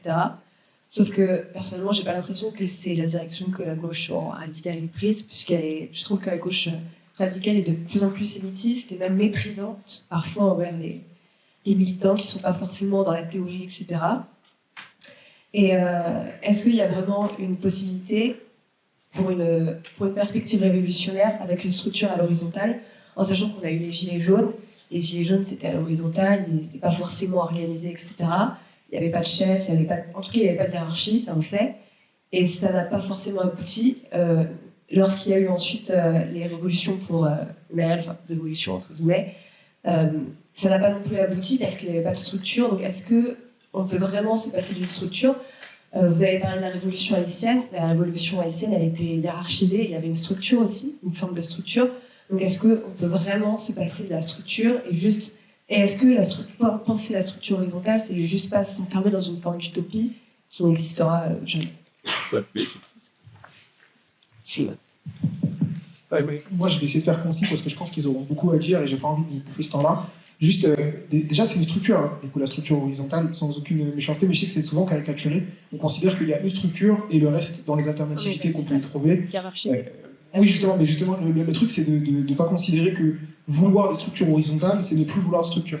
C'est-à-dire qu'en gros, une structure horizontale, ça reste une structure avec un ensemble, avec des fonctionnalités, avec des modalités qui lui conviennent.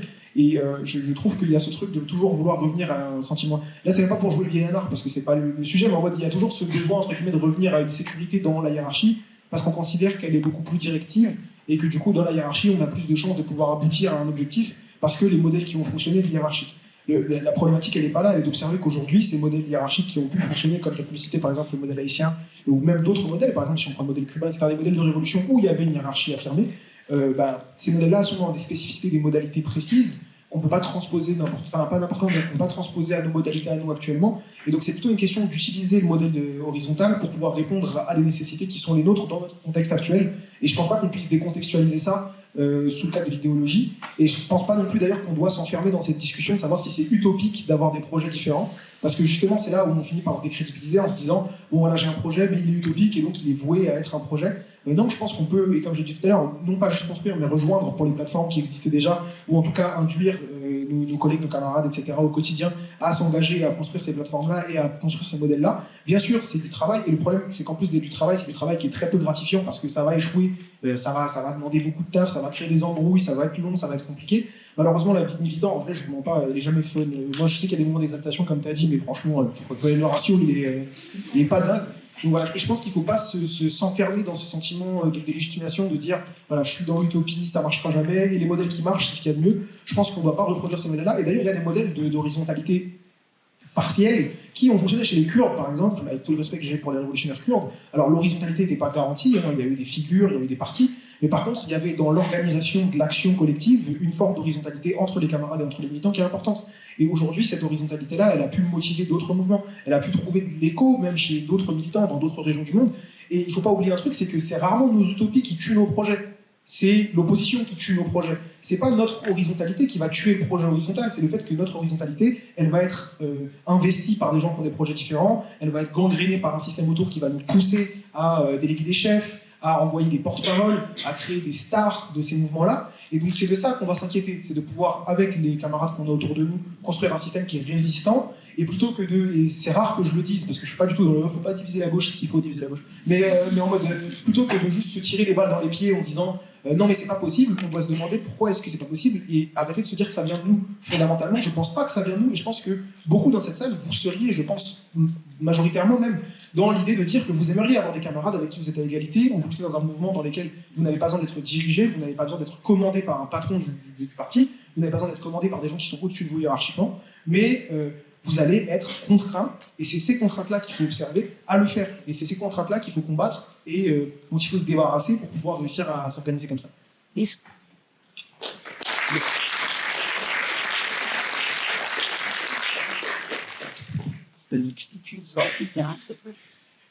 je vais te dire avec mon jargon à moi je crois l'horizontalité absolue, j'y crois pas. Mais par contre, fonctionner du bas vers le haut, je pense que c'est déjà, moi c'est comme ça que je lis les choses. Et en effet, c'est pas la grille de lecture principale de la gauche radicale, de la gauche dans son ensemble et de la gauche révolutionnaire. Et ça rejoint la discussion sur ce qu'on fait demain. Il y a en effet, d'abord, il n'y a pas de modèle, donc j'y crois pas, mais il y a des expériences différentes. Il y a les apatistes, par exemple, au Mexique, qui ont prouvé dans une échelle assez importante que ça pouvait fonctionner, avec une part d'horizontalité, mais pas que, en exercice militaire. Les Kurdes aussi, qui ont fédéralisme démocratique, horizontalité, mais pas que non plus, parce que quand il a fallu prendre la décision des armées, on ne peut pas dire que c'était une décision qui est partie du bas, mais quand même partie vraiment très d'en haut, c'est-à-dire de Chavan, mais parce que la situation ne permettait probablement pas de faire autrement. Donc chacun est dans sa part de contradiction. Mais si on essaie de raisonner pour demain et de mettre en adéquation nos organisations telles qu'elles sont, parce qu'une fois de plus, le risque de la bureaucratisation, moi je l'appelle comme ça, c'est-à-dire de ce que peut générer la hiérarchie, c'est un spectre qui hante toutes les formes organisationnelles et tous les mouvements d'émancipation. Tous les mouvements d'émancipation. Parce que n'importe quel mouvement d'émancipation, quelle que soit la manière dont il commence, que ce soit par les armes, ou que ce soit même par les élections, va être confronté à une oligarchie qui ne se laissera pas faire. Et la question de la violence, c'est une question qui, je sais, tout le monde lance d'entrée de jeu, malheureusement, c'est une question stratégique. Moi, je la vis comme une question d'autoprotection. C'est-à-dire comment un mouvement d'émancipation peut se protéger jusqu'au bout. Quel est le problème? Pour vraiment parler des problèmes qui sont des vraies contradictions en soi. La gestion de la violence révolutionnaire, c'est typiquement une contradiction. Parce que c'est typiquement le temps court. L'exercice militaire, quand je dis militaire, c'est dans tous les sens du terme. C'est comment on se protège d'une contre-révolution. C'est pas le temps des grandes délibérations collectives, des assemblées générales. Il faut agir et agir vite. Historiquement, c'est toujours là, en général, pas que, mais que le germe de la bureaucratisation commence. C'est-à-dire un corps qui se sépare du restant du mouvement de l'émancipation, qui finit par se séparer et prendre le pouvoir sur le restant et transformer des révolutions authentiques en contre-révolutions bureaucratiques. Donc c'est un vrai dilemme. Donc le problème pour gérer ça, je termine là-dessus, c'est comment on imagine même comment ça fonctionnerait demain. C'est-à-dire on ne va pas fonctionner en autarcie demain. Si on prend ne serait-ce que la question de la crise climatique et l'épuisement des ressources naturelles, on ne peut pas dire on va tout décider. Mais moi, je pense qu'il y a probablement 85% des choses de la vie, là où on vit dans le travail, qui pourraient être décidées localement. Peut-être plus, peut-être un peu moins, mais une grande majorité. Maintenant, tout ce qui ne peut pas être décidé localement, c'est comment tu fais pour envoyer des mandataires, j'aime bien les appeler comme ça, dans des assemblées, et qu'on va contrôler. C'est-à-dire comment on fait pour qu'ils ne nous glissent pas entre les mains. Et là, il y a des discussions très concrètes que toutes les gauches, et quand je dis toutes les gauches, c'est les collectifs locaux, c'est les mouvements, sont plus habitués à discuter. C'est quel type de mandat on a, est-ce qu'il est la révocation, le fait de ne pas se professionnaliser, le fait d'avoir, est-ce qu'on a un mandat impératif ou pas, parce qu'il y a de la politique aussi, de la démocratie. C'est super compliqué quand on commence à prendre les choses dans le détail. Moi, depuis que je milite, ces discussions-là entre courants, quasiment, je ne l'ai jamais eu. Parce qu'on était dans cette culture politique où chacun a la réponse, quelle qu'elle soit. Et ça, parce que franchement, je vous dis, moi, je suis candidat à rien. Je suis même plus dans la direction du NPA. Franchement, j'ai pas le temps pour ça. Mais par contre, ce que j'essaie de transmettre, c'est l'idée que le temps que moi j'ai perdu dans mes certitudes, essayez de pas le perdre vous-même. Essayez de pas le perdre. Parce que moi, j'étais convaincu de plein de trucs, forcément. Et même ce mot, je vais terminer là-dessus, ce mot camaraderie, qui est un beau mot, camarade, théoriquement. Ça, on est en train de le perdre. Moi, je le vois. Dans tous les réseaux, on est en train de le perdre. On est en train de se bouffer la gueule entre nous. Il faut savoir gérer les désaccords, y compris savoir discuter à haute voix, en sachant même qu'il n'y aura pas de dénouement positif à la discussion, mais simplement accepter de le discuter à haute voix. On crève de ça. On a toujours historiquement crevé de ça, et là, on est en train de le faire. Et si on le fait, ça sera l'extrême droite. Et là, toutes les discussions qu'on a, je vais vous dire, on pourra les avoir, mais de manière complètement différente. Quel que soit le degré de répression, on les aura de manière complètement différente. Donc, comment essayer de prendre le meilleur des traditions politiques pour inventer autre chose? Et là, moi, je n'ai pas la réponse. Et j'aimerais simplement une plateforme horizontale ou je ne sais pas quoi, peu importe, un espace politique pour qu'on puisse les discuter. Et les discuter avec de la visibilité, parce qu'en fait, je pense quand même qu'il y a beaucoup de personnes qui sont intéressées par ces discussions-là. Localement, notamment, mais pas que.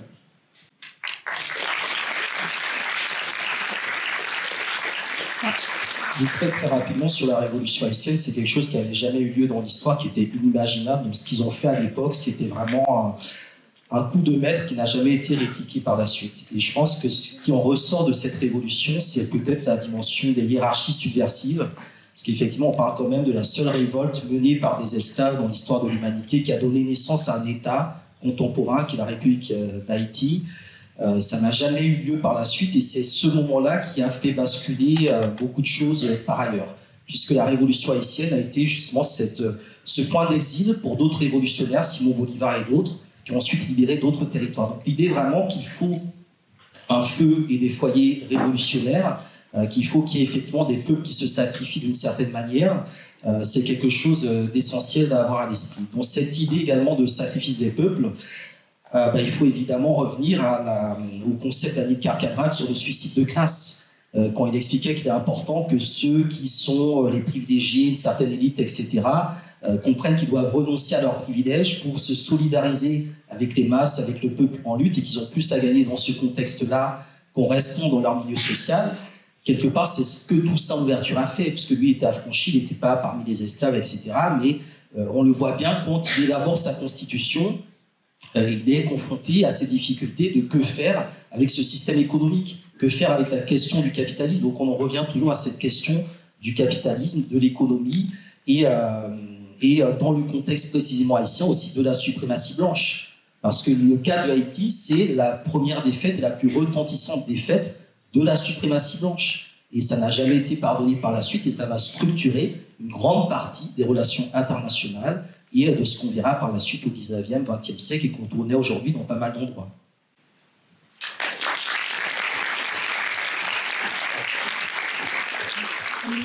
C'est la toute dernière question. Bonsoir, vous avez parlé de camaraderie, qu'il fallait discuter, etc. pour justement que les luttes soient ensemble. Le problème dans certains territoires, notamment à Mayotte, même si je dirais Mahor, parce que c'est peut-être le nom qui était avant la colonisation, on a ce problème-là du RN qui est passé au pouvoir. Est-ce que dans certains territoires, cette discussion-là, elle n'est pas trop tard, justement ?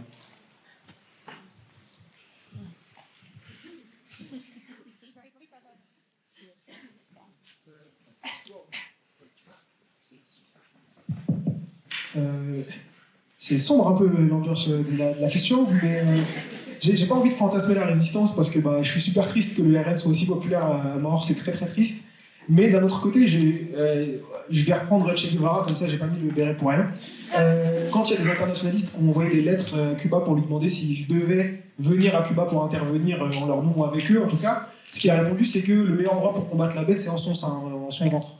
Et à cet endroit-là, en fait, alors qu'il est à Mahor, il y a un foyer révolutionnaire qui justement peut naître dans ce milieu-là, bien que ce soit un milieu où du coup l'oppression, en plus même du fait que le RN soit élu, est déjà bien plus élevée que dans la métropole. On se rappellera notamment des délogements de migrants, il me semble, qui ont été délogés par les CRS récemment, l'année dernière, il me semble, où c'est des violences qu'on n'imagine pas en métropole, ou en tout cas pas encore à venir. Et d'ailleurs, il ne faut pas oublier que Mahor, en tant que tel, c'est un laboratoire, au même titre que la plupart des colonies, même par exemple, si on fait le comparatif entre Gaza et Mahor, qui est un comparatif qui est intéressant, Mahor, c'est un laboratoire de la violence policière, c'est un laboratoire des méthodes de répression qui vont après s'étendre dans tous les territoires ultramarins, puis progressivement en métropole, dans les banlieues, etc., de façon progressive.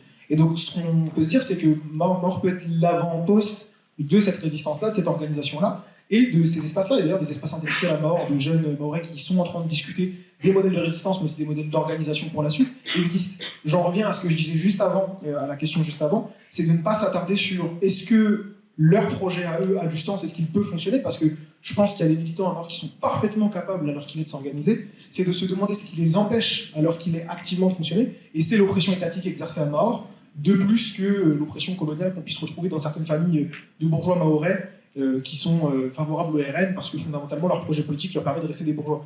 Donc c'est de se demander comment on peut, à notre échelle à nous, faire pression et agir pour réduire cette répression-là, laisser de l'espace aux militants, et agir pour que cette organisation de leur côté puisse se faire correctement sans pour autant être dans la position du on va leur expliquer comment faire parce que leur projet peut-être qu'il fait pas de sens. C'est pas vrai, je pense qu'ils ont théorisé et au fait de ce qui vivent actuellement, peut-être même avant nous, des moyens propres à leur modalité pour pouvoir résister à l'extrême droite et pour pouvoir s'organiser politiquement. Et nous, le mieux qu'on puisse faire, c'est de continuer, au même titre que pour la Kanaki, à soutenir les camarades, non pas juste dans leur lutte, mais dans la partie de la lutte que nous, on peut gérer ici depuis la métropole.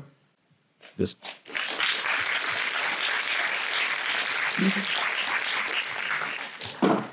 Moi, deux petites choses. Je pense qu'il y a un truc qui ne concerne pas que les colonies françaises, mais qui est plus général pour comprendre le phénomène du fascisme auquel on est confronté. Et ça, c'est une galère pour nous, parce que ça renvoie à ce qui se passe dans nos propres lieux. Il ne faut pas croire que tout ce qui se passe, c'est simplement parce qu'il y a une partie du capital qui est en train de se radicaliser sur la base de l'extrême droite. C'est une réalité, mais tout n'est pas un jeu de pantin, c'est pas qu'un jeu de marionnettes. Il y a une base sociale. Dans nos propres camps, on le sait, on ne va pas se raconter l'histoire. Il y a le racisme, qui est structurant, malheureusement, et qui est parfois mobilisateur aussi, il faut l'admettre. Mais il y a la question de l'ordre. Et nous, on a un discours complexe, c'est-à-dire que l'idée qu'on arrive en disant, c'est comme, je sais pas, c'est comme si je prenais l'humanité, je la balance dans une machine à laver folle qui n'arrête pas de tourner. Et nous, on est là, on va dire, nous, on va appuyer, on va mettre un autre programme. Puis il y a ceux qui arrivent qui disent, nous, on va appuyer sur stop, point barre. Il y aura un sacrifice, mais on va appuyer sur stop. Et ce discours, malheureusement, il prend dans nos propres rangs et pas que dans l'économie. Par ailleurs, sur la question de l'économie, moi je te rejoins complètement, notre responsabilité, c'est ici. Sur la Guadeloupe, sur la Martinique, sur la Guyane, sur la Kanaki. J'insiste sur la Kanaki. C'est pas pour hiérarchiser, mais la Kanaki, c'est l'exemple flagrant de la promesse de l'État français qui n'a pas été tenue, avec la répression d'une révolte. Des camarades qui ont passé 1 an en prison, la première fois qu'ils allaient en France. On n'est pas assez nombreux dans les rassemblements pour la Kanaki. Et précisément parce qu'il y a une nouvelle génération qui est en train de nouveau de redécouvrir ce qu'est l'internationalisme et que c'est pas qu'une galère, internationalisme, moi j'ai confiance en ça, plus que la gauche, je vous le dis franchement. Moi j'ai plus le temps de discuter avec une partie de la gauche politique française pour lui faire comprendre, ou tenter de lui faire comprendre que l'internationalisme, ça pourrait être la solution plutôt que le problème, parce que pour des raisons électorales, il y a toute une partie de la gauche, même radicale, qui pense que parler de ce qui se passe par-delà les frontières, ça lui fait perdre des voix. Notre responsabilité, c'est aussi pas simplement l'impérialisme en général, c'est notre colonialisme à nous. Notre colonialisme à nous. Et sur la Kanaki, l'internationalisme, c'est des moments de... Là aussi, c'est des moments de galère aussi, mais c'est des moments jubilatoires. Je voudrais juste vous raconter ça. Les Kanaks, ils font ce qu'ils appellent la coutume. C'est quelque chose d'important, de délégation à délégation. On apporte des choses et on se dit des choses. C'est un acte coutumier par lequel on a une discussion militante. Il se trouve qu'il y a un dirigeant indépendantiste qui s'appelle Anaïm, qui est mort il y a quelques temps. Et on a fait une coutume à Autographie, qui est notre local, en leur disant que ce serait une part de la Kanaki ici. Pourquoi je vous en parle? Parce qu'à ce moment-là, les Kanaks ont projeté des vidéos de l'Anaïm quand il faisait un discours en 2022, à un moment où nous, on enterrait un de nos camarades qui s'appelait Alain Krivine, au moment de la Ligue communiste révolutionnaire. Et l'Anaïm expliquait à les Kanaks, on a 24 heures de route de Paris, mais je voudrais vous parler de ce militant vaillant qui a fait la chose suivante. Quand Éloi Machoro, qui était un dirigeant indépendantiste et qui a été assassiné par l'État français en 1985, de mémoire 84, je crois, le premier qui a appelé, c'est Krivine. Et le service d'ordre de la Ligue a sorti des affiches avec le portrait de la Machoro et l'a collé sur tous les murs de Paris. Et plus encore. Et ben moi, même quand je vous le dis, ça me donne encore la chair de poule. Parce que ça le disait, Anaïm, voilà, vous les verrez jamais peut-être. Mais c'est vos camarades. Et il n'y a pas qu'eux, il y en a d'autres. Ça veut dire que quel que soit le degré de visibilité, l'internationalisme, c'est quelque chose de sérieux. C'est quelque chose qu'apporte aussi. Et moi, dans le bordel dans lequel on est, je pense que la solution elle viendra peut-être de l'extérieur. Dans nos ramifications, qu'on arrive ou pas, et la pratique concrète, y compris par des démarches horizontales, parce que pour le coup, quand tu sors des frontières, il n'y a pas de « je te parle et je te donne des ordres et je te donne des leçons », on est tous ramenés à ce qu'on est. Et on est obligés d'apprendre les uns des autres. Et l'internationalisme, c'est une pratique fondamentale. Et bousculer toutes les structures politiques, syndicales, associatives dans lesquelles vous allez rentrer pour dire « parce que ça, c'est tout sauf naturel ». Prendre le temps précieux de faire de l'internationalisme, c'est tout sauf naturel. Parce qu'on est tous plongés le nez dans le guidon, il y a l'urgence, et on se dit « non, flemme, il n'y a pas le temps ». Et puis, qui ça va concerner? Voilà, faire sortir les prisonniers kanaks et faire en sorte, parce que la question va être posée, c'est pour ça que je vous le dis, hein, c'est pas possible qu'il n'y ait pas de nouveau de révolte en Kanaki. Ne croyez pas que Valls va réussir à faire son numéro, ça marchera pas. Ni sur ça, ni sur autre chose. Et là, il faudra qu'on soit présents, plus nombreux encore. Et moi, quand j'ai vu le drapeau kanak et le drapeau de la Palestine dans les mêmes manifestations, bah ça, c'était jubilatoire, par exemple. Voilà. Et ça, c'est de la force. C'est pas des problèmes, c'est de la force. Fondamentalement, et même à titre individuel.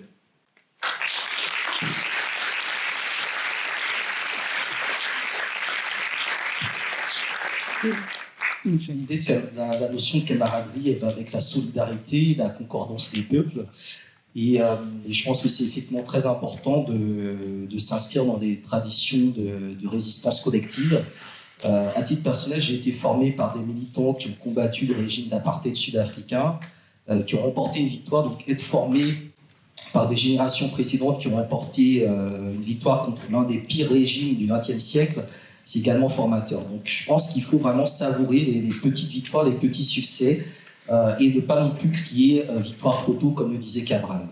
Le deuxième élément, c'est que la connaissance de l'histoire est extrêmement importante parce que l'histoire montre véritablement que les victoires sont possibles. Or, on est dans un temps vraiment de capitulation, de désespérance, c'est trop dur, c'est trop compliqué, on ne va pas y arriver, etc. Alors que l'histoire montre qu'on a déjà abattu des régimes, des systèmes encore pires que ceux auxquels on est confronté aujourd'hui. La difficulté, c'est que les systèmes d'aujourd'hui sont beaucoup plus sophistiqués. Ils savent en fait récupérer nos idées. Voilà, le capitalisme récupère le panafricanisme, etc. Donc, ils savent qu'ils ne produisent pas d'idées. Le capitalisme ne produit pas d'idées, il ne produit que du profit. Et avec ça, il nous achète. Il achète notre caution morale, il achète nos votes dans certains pays, il achète nos identités, nos combats, nos organisations, nos étiquettes. Et donc c'est très important, je pense, de mettre de l'intégrité, de mettre de la conscience historique dans ce que nous faisons. La solidarité elle est également importante. Je me rappelle effectivement, il y a 8-9 ans, les camarades Kanak nous avaient contactés en nous disant « Mais qu'est-ce qui se passe ?» Dans les années 80, vous, les panafricains, Sankara et autres, vous parliez de la Kanaki. Et puis là, on a vu que pendant 2 décennies, vous nous avez complètement oublié. Et là, aujourd'hui, c'est en train de revenir sur le devant de la scène. Donc, il y a peut-être effectivement un nouveau cycle qui réapparaît. Mais l'un des enjeux, vraiment, c'est de maintenir la continuité des mobilisations. Il y a des moments où, effectivement, il y a une actualité qui fait que des milliers de personnes sortent dans la rue. Mais c'est une actualité qui va toucher une cause sur laquelle on est souvent 10, 15, 20 à se battre au quotidien. Donc, il faudra vraiment, je pense, rééquilibrer les choses et s'inscrire, comme tu le disais, Sarah, en début d'introduction, vraiment dans des luttes de longue durée, protracted struggles. C'est-à-dire que ce système-là, il a des racines qui sont profondes, il impose d'aller creuser profond pour le déraciner, et ça nécessite énormément de petites peines. Hein, c'est la fameuse phrase, si vous êtes un gros arbre, ben nous sommes des petites scies et nous arriverons à bout du gros tronc que nous allons décapiter, qui est le tronc du capitalisme. Un dernier élément important, je pense que la question des mobilisations nécessite effectivement des organisations transversales, transnationales, et la question de l'internationalisme, je rejoins totalement ce qui a été dit par mes camarades, elle est essentielle. Je suis dans une organisation où on a un peu ces débats, est-ce qu'on est frères, sœurs, est-ce qu'on est camarades? Nous, on utilise les 3, frères, sœurs, camarades, et c'est, je pense, un élément important, cette notion de fraternité, non pas de fraternalisme, comme le dénonçait Aimé Césaire dans sa lettre de démission du Parti communiste. Donc il est important que dans les mouvements de gauche, cette question de la, de la désaliénation, en tout cas de la sortie d'un certain schème colonial soit vraiment posée. Et le meilleur moyen de le poser, c'est d'avoir aussi en face des forces panafricaines qui peuvent aussi, je dirais, rappeler un certain nombre de prérogatives. Voilà, merci.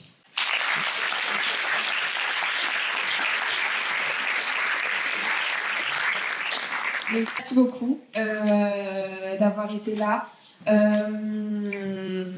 Rejoignez les orgas. Comme vous pouvez le voir, c'est très très compliqué. Il y a beaucoup de petits problèmes qu'il faut qu'on règle tous ensemble en interne. Mais personnellement, moi, je suis engagée dans 2 associations, dont une qui est plus une association, enfin, vraiment un truc associatif. Et vous apprenez énormément de choses. Vraiment, en très peu de temps de militantisme, vous apprenez énormément de choses. Donc, pour votre expérience militante à vous, pour que ce soit aussi plus efficace collectivement, rejoignez des organes. Voilà.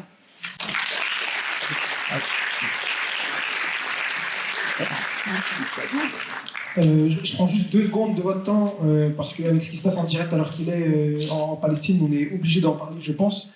De vous rappeler que la mobilisation, elle ne meurt pas et qu'on a besoin de vous. Alors qu'il est, que ce soit sur le compte de Sarah ou sur mon compte Riolet de tirer du bas sur Instagram, on a des cagnottes en bio de frères et de sœurs qu'on essaie, alors qu'il est, de faire sortir de la bande de Gaza.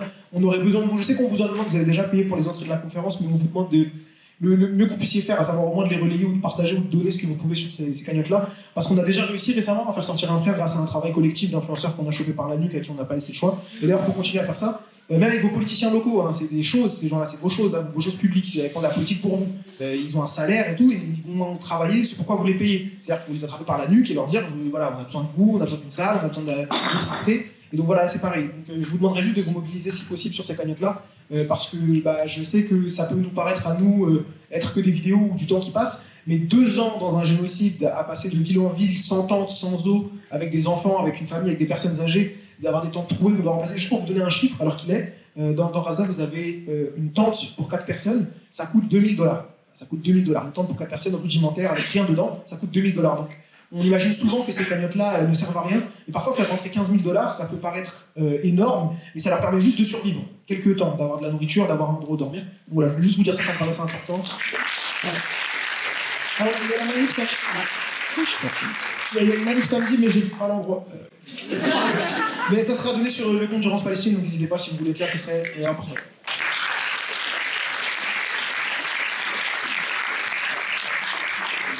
Bisous, à la prochaine.